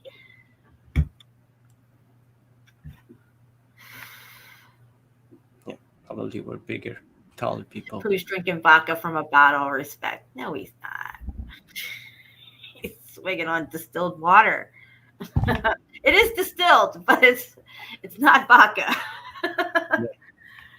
Same kind of process, but faster. Right.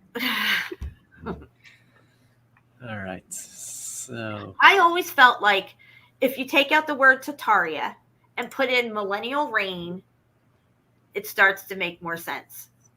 And these X Factor events, these extreme heat events, God's judgment, all start to make more sense. We have to get away from this narrative that they're trying. They hijacked. They knew that this was going to come out. This is the apocalypse, guys. They tried to get ahead of flat Earth, put all these gatekeepers in there, all these big wig speakers and stuff who've all, you know, shown their true colors.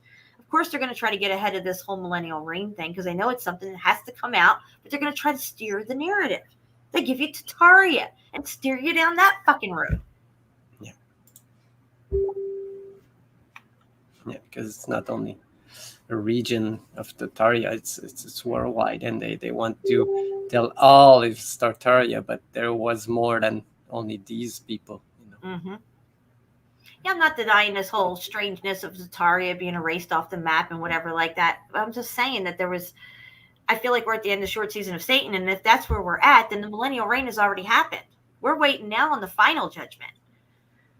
Yeah. All right. Could be in 2026. Or not. All right. This is just another location. That's called Alona Cove. Might be close to the. It's still in Oahu. Oahu. Holana. Same same place at the previous videos. Okay. And again, same kind of structure, just melted. It says in the Bible, God melted the earth like wax. He melted the inhabitants and the workings therein. These bricks are made of clay, and bricks are made of clay, and terracotta is cooked earth.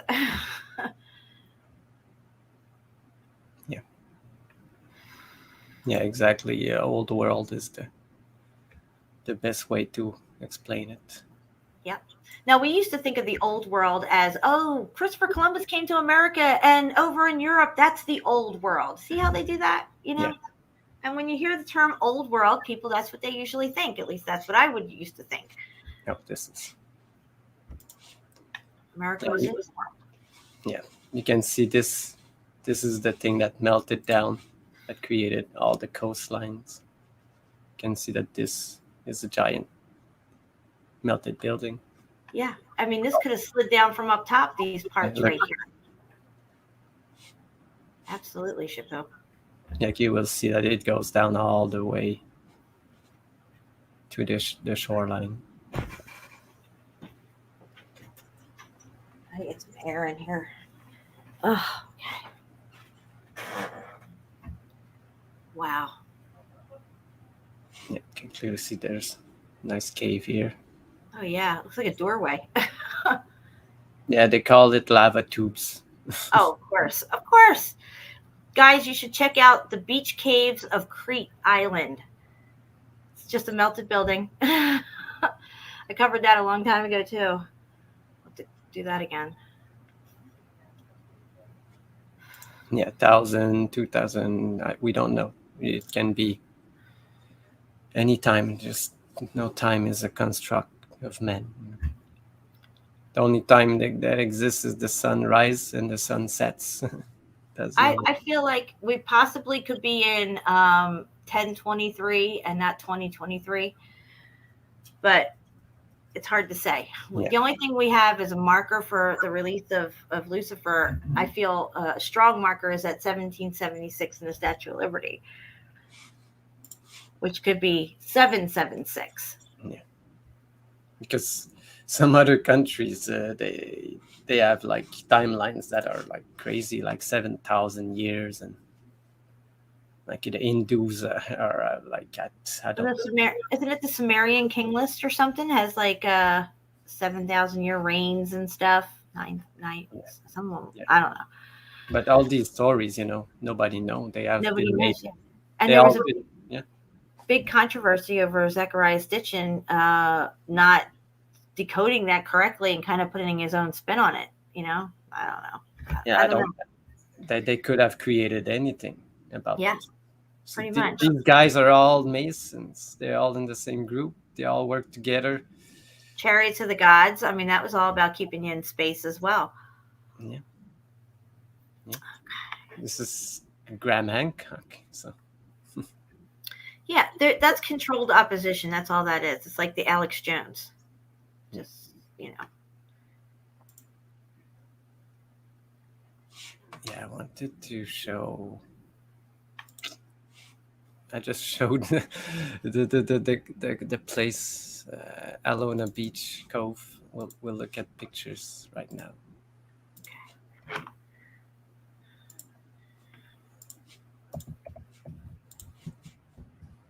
Because this is.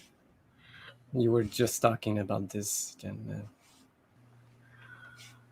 Start searching for the truth, you'll find only lies. Yeah. Yeah. Yep. It's amazing when you start really delving into, these narratives and you start finding the holes everywhere. Yeah. And the questions we never ask, because we were taught a lot of these narratives at a very young age in school, in their indoctrination schools.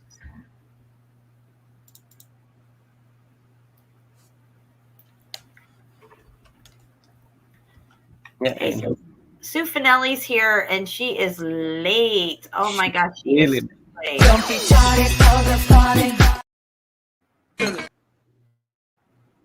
See how it didn't do it? I don't feel turd. I don't know why it's not working.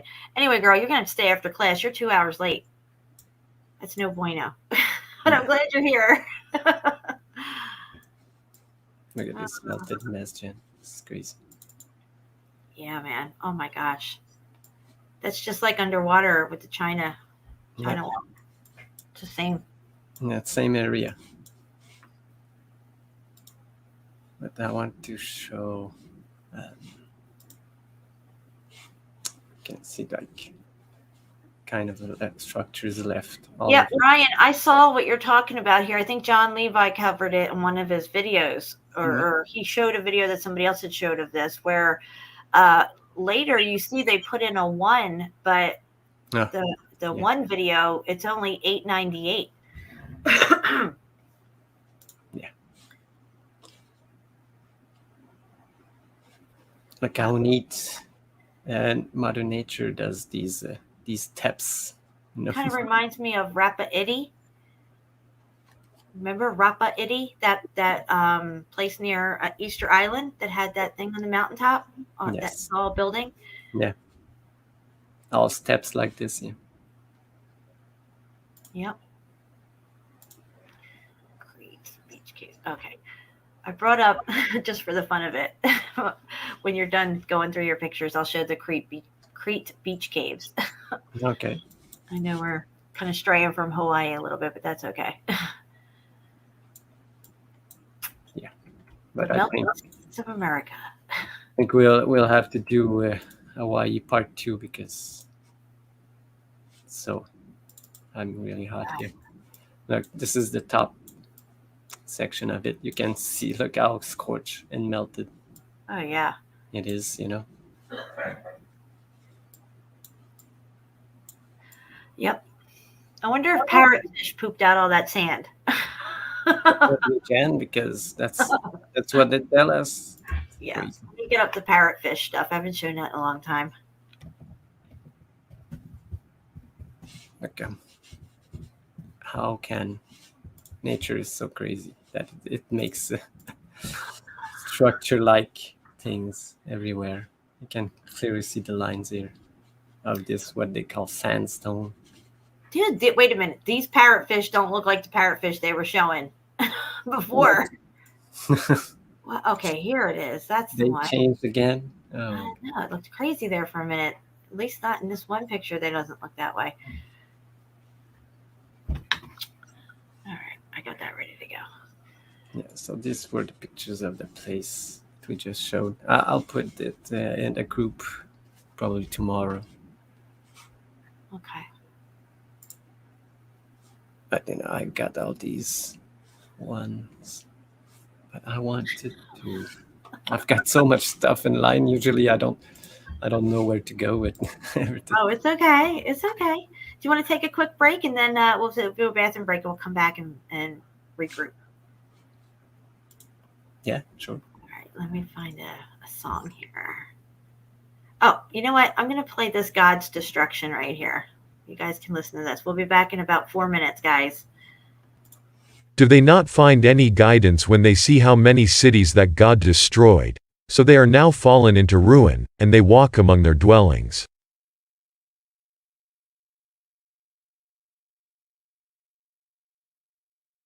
So travel through the land and observe how the end was for the criminals. They were not availed at all by their gods when the command of God came. So have they not traveled through the land and seen how the end was for those before them? God destroyed everything over them, and there is something comparable for the disbelievers. So travel through the land and observe how the end was for the criminals.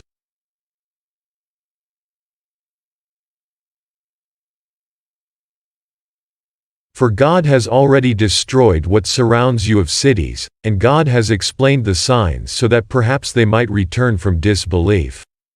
For God destroyed Ad and Thamud, and it has become clear to you from their ruined dwellings. And Satan had made their deeds pleasing to them and averted them from the right path, and they were endowed with perception. And God destroyed Korah and Pharaoh and Haman.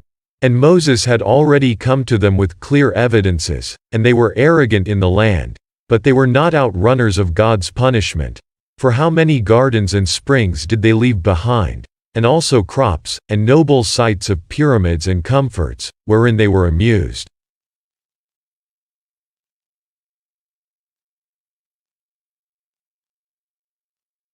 Then do they not find any guidance when they see how many generations God destroyed before them, as they walk among their dwellings?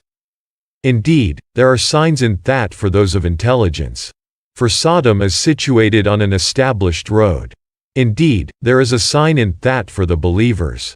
For you pass by them at dawn and at night. Then will you not use reason? And the companions of the thicket were also wrongdoers. So God took retribution from them, and both ruins are on a clear highway. So how many cities did God destroy while they were committing wrong, so they are now fallen into ruin, and how many abandoned wells and how many lofty palaces? So have they not traveled through the earth and have hearts by which to reason, and ears by which to hear?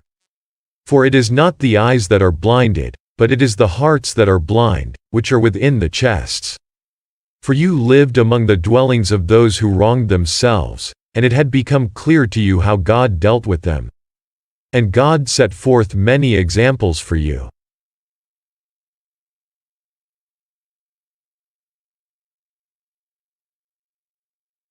So travel through the land and observe how the end was for those before. Most of them were polytheists.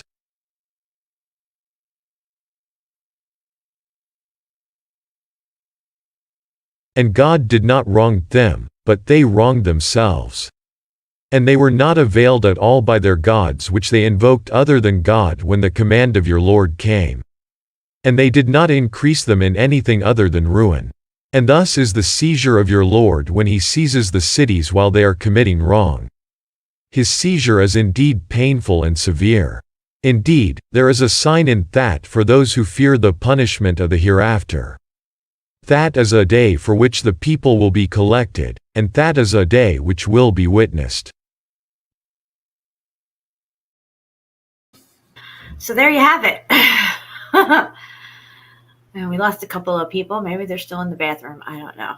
Hopefully they'll come back. All right. So I'm going to get into a screen share while we're waiting on Shapu. Let's see what we got here. Share. Oh, shit. Sorry. All right. So you guys can see this, right? Let me make sure. Look at my screen. All right. Oh, jeez. All right, so here we are. It says whether they feed on coral, rock, or seagrass, or the substrates is ground up between the whatever teeth after they digest the edible portions from the rock, they excrete it as sand, helping create small islands and sandy beaches. Yeah, there you have it. Now, I'm going to look up the video real quick for it, because I used to have a video of it. I want you to see the true definition that they have for it. Let's see. So did they just told us that rocks make sand?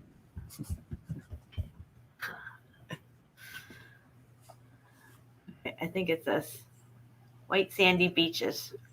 Or is it this one that I played? Maybe it's this one. Hold on, let me see here. Did they show it on this one? I think so. Oh no, we'll just play this one. Yeah. All right, hold on. I'm gonna go back. It's gonna poop out sand. See this? They're saying this is how these islands are made in the tropics and stuff, white sand beaches and all. Yeah. It's parrot poop. Parrotfish poop. Crazy. But these aren't the right. This isn't the right video. So basically, she's building a sandcastle made out of parrotfish poop. There it is. There it is. The poop. Look, here it comes, and they poop out like 7 tons a year or 7 pounds a year or something. I gotta find that one video I played. Maybe it's this one. I feel like it's this one. Oh, it's fucking ads. I don't have any volume on with this, so I don't know if you guys can hear anything when I play it. Probably not. Right, Chapu? You can't hear anything, right? Nope. All right, let me screen share again. Fucking parrotfish. Entire screen. Here we go. Boom, baby. Where is it? I should just have it. Parrotfish. No, night vision. Here. Oh, here. This one. Okay, yeah, here it is. Okay. Fish poop. Enter the parrotfish, a bizarre creature with an appetite for the algae that grows on coral. You can hear this, right? Yes. No. Okay, I'm going to make it big. Here we go. The fish gnaws the stuff off with those beak-like teeth, but in the process also strips calcium carbonate from the reef. And I'm talking a lot of it. A single parrotfish can eat enough calcium carbonate to produce 800 pounds of sand a year. And 800,000 pounds a year? How many? Wait, that's like crazy. 800. And over in Australia, another species. And over in Australia, calcium carbonate to produce 800 pounds of sand. 800 pounds of sand a year. One parrotfish, right? Is that one? Yeah, but I mean, come on. Who took the parrotfish poop for a year? You know. This is what I'm saying, right? Good question. A year. And over in Australia, another species can lay down a ton of it, like a ton of sand a year. Literally a ton of it. But if you can believe it, pooping out beaches isn't even the most intriguing thing about the parrotfish. Its sleeping bag of snot is. Like a narcoleptic that's accidentally taken sleeping pills, the parrotfish is an unusually heavy sleeper, and that might put it in danger of predation. As a countermeasure, it'll tuck itself into the reef and excrete a balloon of mucus. This bubble could serve to mask its scent or work as an alarm when a predator bumps against it. Parrotfish also get busy in a very bizarre way. All right, that's enough of that. I can't even believe that they poop out 800 pounds a year, and the other one poops out a ton in Australia. Yes, I mean, are you kidding me? Here, look, here's where you actually see them pooping it out. Let me go along a little bit here. To the nitty-gritty. Have you ever wondered where sand comes from? Sand is basically just fine particles of rock, which have been eroded away from larger rocks. The color of the sand on a beach is determined by what kind of rocks the sand came from. Around extensive coral reefs, coral rock is the source of the sand, so the beach is bright white like the rock it came from. Near volcanic islands like Hawaii, the sand may be very dark, having originated in dark basaltic rock from a volcano. And while much sand is formed by wind and waves eroding away the rocks, there is another most unusual source of sand in the tropics, the parrotfish. Parrotfish love to munch on live coral. Coral only has a very thin skin of living tissue over the limestone skeleton it produces. Parrotfish dine on the coral by scraping it away with extremely hard teeth. The parrotfish inevitably bites off quite a bit of the limestone as it feeds on the living coral. That limestone passes through the fish's digestive tract and emerges out the other end as finely ground sand particles. Yes, you heard me right. Parrotfish poop out sand. A lot of sand. One scientific estimate suggests that as much as 85% of the sand on a tropical beach is made by parrotfish. Boom, baby. You hear this fucking shit? I heard that shit. What a narrative that is. Okay. Can you believe this? Yeah. I don't even know what to say right now. There you have it. Covered that shit a long time ago. It was a Mandela effect for me, guys. That's how I got onto the parrotfish. Because I'd never even seen the type of parrotfish they were showing with that big flat thing right here on that one. And that the fact that they poop out all these islands and everything. And I was just getting on the melted buildings at the time. And I was like, what the hell? But they should like ban all the parrotfish because they're eating all the corals. You know what they yeah. do to us with the corals. Oh, you can't touch it, you can't do it. Yeah, but these parrotfish just eat it all. You know. Come on. 2,000 pounds mess them out of parrot poop. That island that you want to go lay on and stick your feet in, it's all parrot poop. Yeah. I like how they say, you know, where sand come from. You know, yeah. We have another theory about that. Yes, that's right. We think it's cooked out building to the point where it's ground out like ground down into sand. That's why we call it the ground. Yeah, it's ground. Exactly. If you go into the middle of Africa, you know, where there's the Sahara, where's the water? You know, there's no. Where's parrotfish out there? What do they poop? They poop. Are they flying parrots that poop out the sand in the Sahara? Yeah. Is this their way of explaining away all the sand? Is it a volcano? No. No. Exactly. All right. So what? Oh, I had the beach caves in Crete. Let me get to that. Oh, okay. Everybody's still here. We got 26 people back. Okay. So I was talking about beach caves in Crete. I covered it, I don't know, 3 channels ago. Who the hell knows? I know, Shapu, you were on with me when I covered the beach caves, weren't you? No? Probably. Yeah. You know, I don't remember. Look at this. Beach cave in Crete. They say this is a beach cave. Beach cave or melted building? What makes more sense? Oh, it's so hysterical. I'm going to go back to the picture. Here's a big side view of it. This melted building. Now, if these floors were crushed down more, you would see flat, straight across sedimentary layers on them. You know what I mean? It would be, these are open floors here, like what we see in Tenerife. Tenerife, however you say it, Tenerife, these rectangular windows, just like Tenerife, going across. You can make the whole floor out. Right, Chapo? Yeah. What they say, these are beach caves. Ancient people carved out beach caves over here in Crete. And they just happen to use the same drunk carvers as Petra, because they're all drunk off of wine, and they all carve these janky, weird openings. But look, you can make out this whole floor right here. Rectangle, rectangle, rectangle. This one's closed up, got a rock curtain over it. Rectangle, rectangle. Goes back into here, gets a little weird. Another rectangle, rectangle, rectangle. Right there. Boom. That's a whole floor. Didn't close up yet. No, it didn't close up during the melt, I should say. And here's another look at this. Like, what is this? Yeah, that's another place. This is crazy right here. This looks like a whole fucking city. Yeah. All these are buildings. Look at it. Looks like it's got Sodom and Gomorrah. Yeah, exactly. I mean, you could just go on and on with this place. It's everywhere. Everything. Let me see. What's this? Some place in Santorini. Oh, I love Santorini. I would go there right now. I'd go right back to that live stream we did. It was so good. Such a good live stream. Here's another angle to these beach caves. You can see the people on the beach and get a better perspective of how large this building is in contrast to the people there. And again, if you even look way over here to the corner of the screen on the right-hand side where my cursor is, you can see that opening. Follow it across. Follow it across. All the way across. All of these openings. Right here. Start at this one right here. Follow it all the way across. This is a building. Buildings have windows, doors, levels. Next level.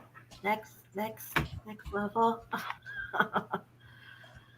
So yeah, there's again, like I said, you know, they got these weird carvings, right? They carve it out. They can get the bottom part nice and straight, but up here it's all weird, right? No, it's because it's melted. It's getting warped out, cooked out. Yeah, just like this right here. It's just crazy.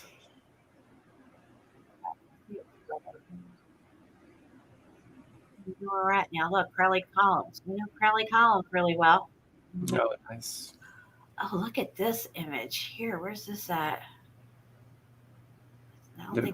The other one, yeah, the first one, you can see like columns in the, yeah. Let me see this. Wow. Roman century under earth unearthed in Abaddon. No. That looks like Crowley columns. Isn't that crazy? Yeah. Look at this. Look at this. I don't even know where we're at here. Melted fucking building. Who's carving janky windows and doors? They drinking too much wine? Meeting up with the people from Petra and partying it up, carving some shit? I don't think so. This is a melted fucking building all day long. Look at this. Melt it. It's starting to buckle in here. Melt. Oh, wow. What is this? Look at this. This reminds me of what we've seen at Santorini, up in that hill, up in that mountain. Remember? Oh, yeah, with the pillars. Yeah. This is all brick. It's got the striation marks in it now, the heat striation. See all this is brick back here? And this is, you can see this is brick. This was brick too. This is all brick up here. I don't even know where the hell we're at. It's muffed up though. What's this? What's going on here? Another melted building. Wow. What's this? Melted steps? Carving melted steps. Who's building melted steps? Who's carving melted buildings? Anybody got any answers for me? No, I don't think so. No. What's this? Look at this. This looks just like what we saw underwater, called China Wall in Hawaii. Look at that. Do you see these right here? This is what we were seeing underwater. We could even compare that picture. You see how the brick is squishing down and getting kind of flattened out and squishy? Yep. That's identical to what we just saw underwater melt. Same as this when they were diving down into it. Look at that. This is all nice, beautiful brick. Now it's all muffed up. Call it river stone, cobblestone, whatever. You can call it whatever stone you want. It was brick. Before the melt, it was brick. There you go. What's this, a slate mine? This looks exactly like what we see in the slate mines right here. I don't even know where we're at, but this looks like it went slate. Yeah. This looks like regular rock that you would find in your basement wall, right? Those weird rocks, or out in your backyard. But this was all brick at one time. They're not going to build with these weird, janky rocks. Sorry, Chapeau. Look at this example, Chapeau. The arch right here is cooked out. This was all brick, just like down here by this light. You can kind of still make it out. These were all brick up here. Now it's all muffed up looking and cooked out. So they didn't just, start putting in stones and brick right here, and this is just natural. That's not the way it is. You got to know what you're looking at now. Even this, look at how muffed up this is with these weird rocks sticking out of the walls and stuff. This is all beautiful brick at one time. What happened here? What can do that? What can transform a brick into this? Heat, extreme heat. That's what. Well over 10,000 degrees, in my opinion. Probably happened rather quickly as well. How quickly? I don't know. Half a day, a couple of hours, maybe not even that long. If you go across the whole plane, was it instantaneous all at once? I don't know. Did it happen in sections? Maybe. But all I know is this shit ain't right. This shit's melted. Yeah, structurally changed, by the frequency of the what kind of frequency, I don't know, because I wasn't there. Yeah. Extreme heat and pressure, a heat like we can't even imagine. It was most likely frequency based. Everything has a frequency to it, including fire. But when we're talking biblical, okay, shit we can't even imagine. Who's carving this out, right?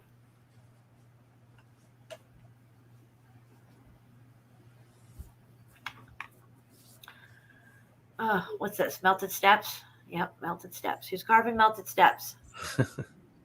Anybody? Melted steps?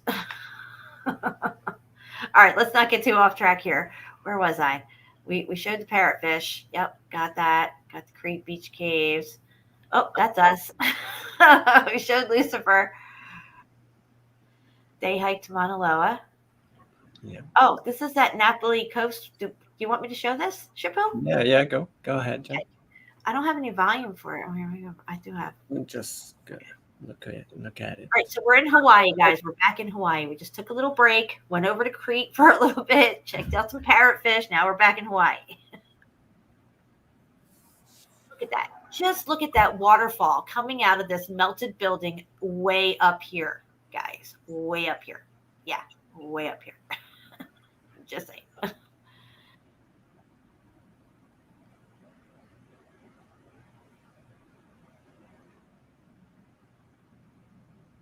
look at this. This is going to be really good here in a second. Guys, I'm just blown away by Hawaii. It really, just look at that. Just look at that. Knowing what we know, just look at that. Okay? That's a smidgen of this island.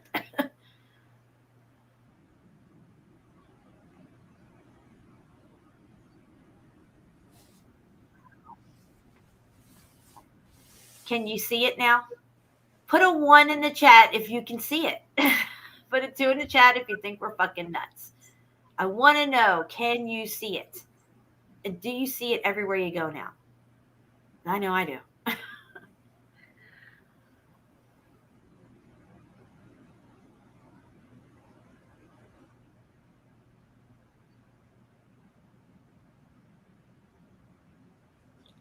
Wow, look at that.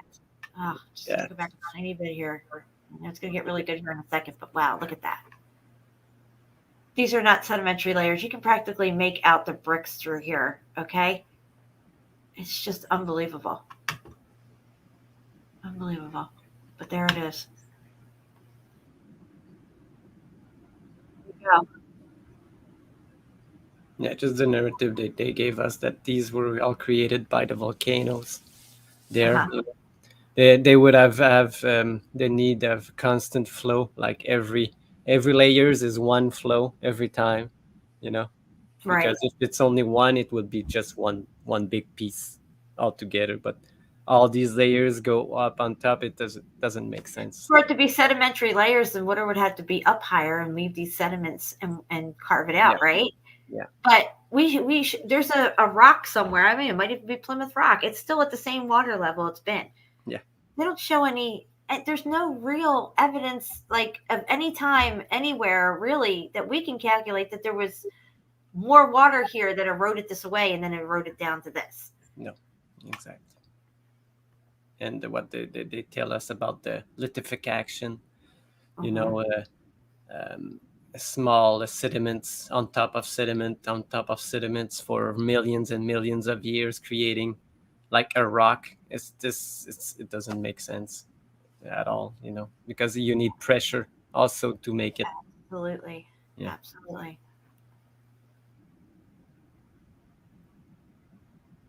We need to fire some geologists. Yeah, exactly. And some volcanologists. We're going in. We're going in. All the gists. Wow. Archaeologists. Volcanologists. Historians. Historianologist.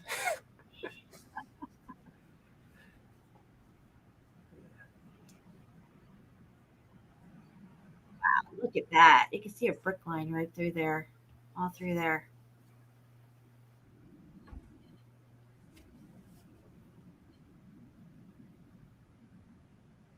Wow, look at that. That's cool, Shapu. Yeah, that cave is crazy. All right, let's do it. I'm in.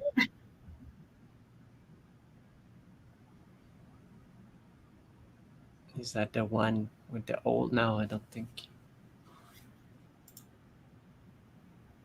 Nepali.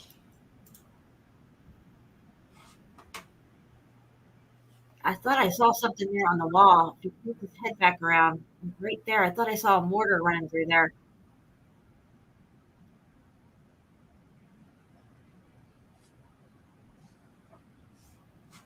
Wow.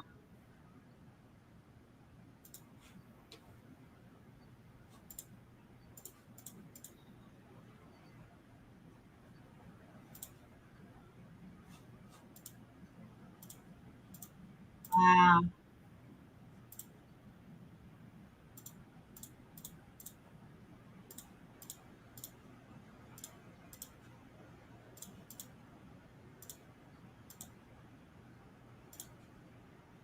It's like a perfect skylight. Yeah. Let me lower that a little more. We saw something similar to that in Ape Cave. They had a skylight there. It's round. Look at this. There's archway here. What is this? This looks like a window. Look how square it is. Look at this. Look, you can see it's melted straight down the side here. Look, Chapeau. See? Right all down here. Yeah. And this is very suspicious right here. Wow. This is like Tenerife. This stuff.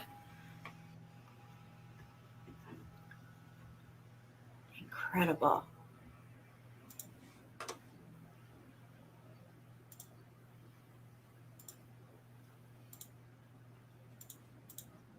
Oh, here we go. Look at this. Look at this. Wait, where's that water coming from? I don't know. I can't tell where the water's coming from. That was crazy looking.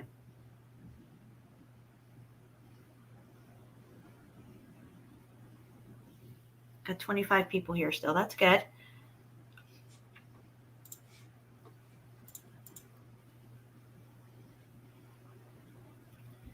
Wow, this place is so melted.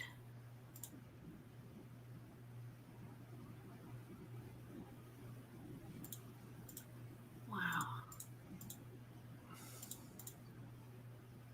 This is water pouring right out of these buildings.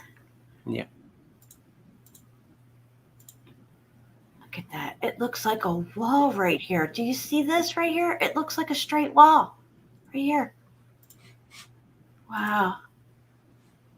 Whatever was here, the rest of it's all down here in the water. Work off.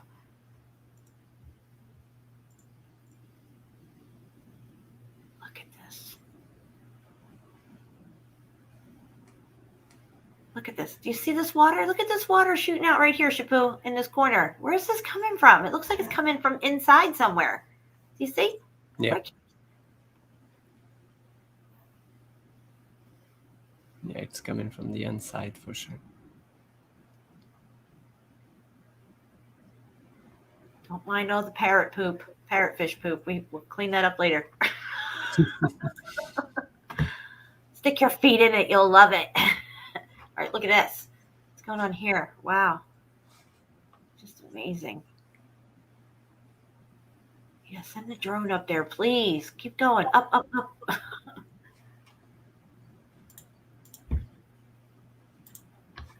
right, let's scooch along here and see what we got. What else we got coming up here? Let's just show some of that stuff. Okay, here we go.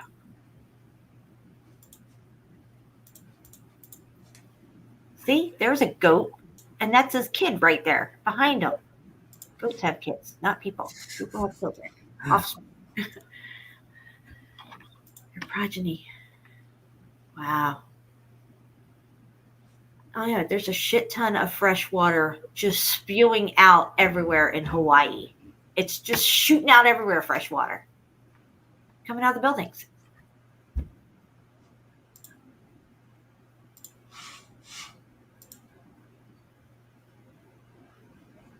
I followed the water source to Mount Chiha back to its source with Jeremy, and it's a little tiny spring in the ground.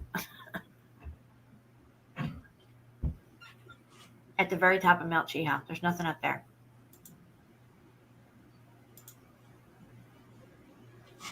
Wow, that's crazy. Look at this. Yeah.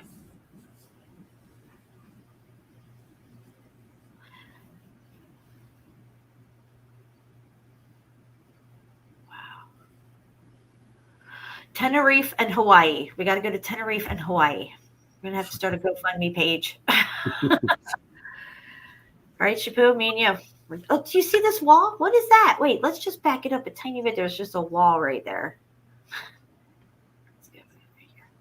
Right here. Look, this whole thing. Did they put this here? This is a wall right here. You see it, Chapeau? Yeah, the coast. Yeah. A wall. It looks like a wall to me.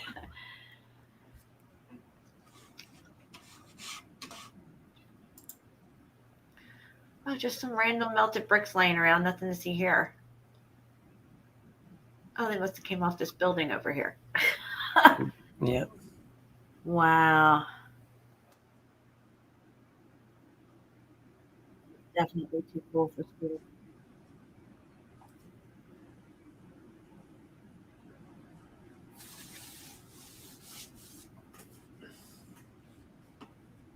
Okay.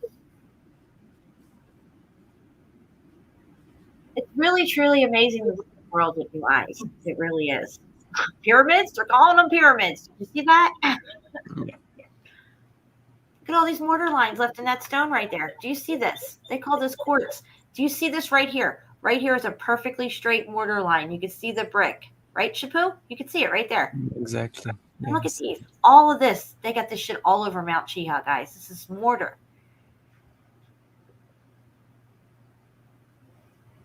Again, you can see the mortar lines running through here as well. You always get a little white streak here, there. Look at how this one melted down straight over itself right here, Shapu. Look. See it? Yeah, wow. Yeah. Right down it. Wow. This is some really good stuff. Look at all this parrot poop. What are we going to do? Get the dustpan. Look at this. What is this? Is this all bird poop or is this mortar snot? I don't even know, but it's crazy looking. Okay, right there. That looks like Tenerife. Yeah. Yeah, it's the same. Wow. Melted. Wow. That's a fucking building all day long. You can quote me on that.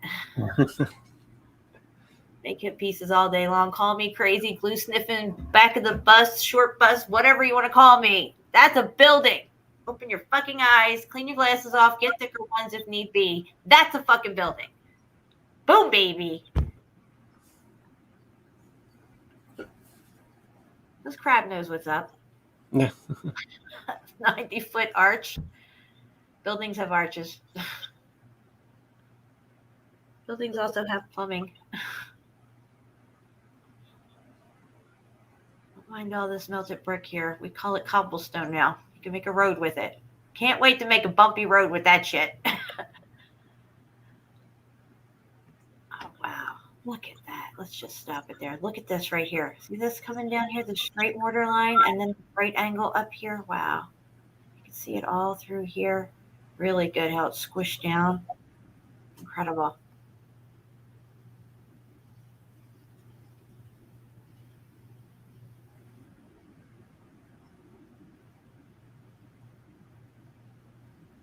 Wow.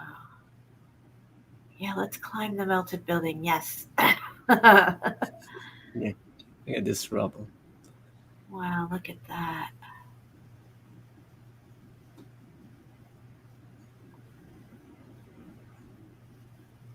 See, look at this. Right here, right along here, all this weird openings and janky stuff reminds me of Ball's Pyramid. Remember when we covered that and you could see those gashes inside, those openings with these brick layers still left in them and stuff? Shapu? What? I'm sorry, Jen.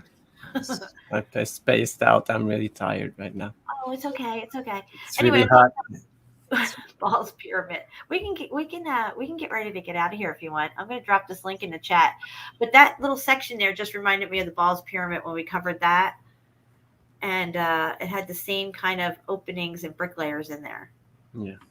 Do you have air conditioning on at your house? Not really. Oh man, I have a fan, but it's really hot right now, and it's crazy. Well, we need to get you an air conditioner, guys. No, I don't want any. I don't like air conditioners. They always make me sick. Well, we need to get you a stronger fan to blow the air around more. Yeah. That would at least help. Yeah, I know my other fan just broke up like a week ago. So. Your fan broke up with you, Shapu? Yeah. Not only my fan, but yeah. All right, guys. So you ready to get out of here? You tired? Yeah. I have like tons of tabs open. I've got many pictures, but it's okay. We could do a part 2. We'll need to do another part because my brain isn't working anymore. Yeah. All right, guys. Well, I had a great time, and like I always say, thank you, Shapu, over here. And let it not be said that we stood by and did nothing. Yeah. Thank you, everyone. Thank you, Jen. Again. Thank you. You get some rest, Shapu. I love you. Yeah, I'm going to sleep. All right. Good night, everybody. Yeah, bye.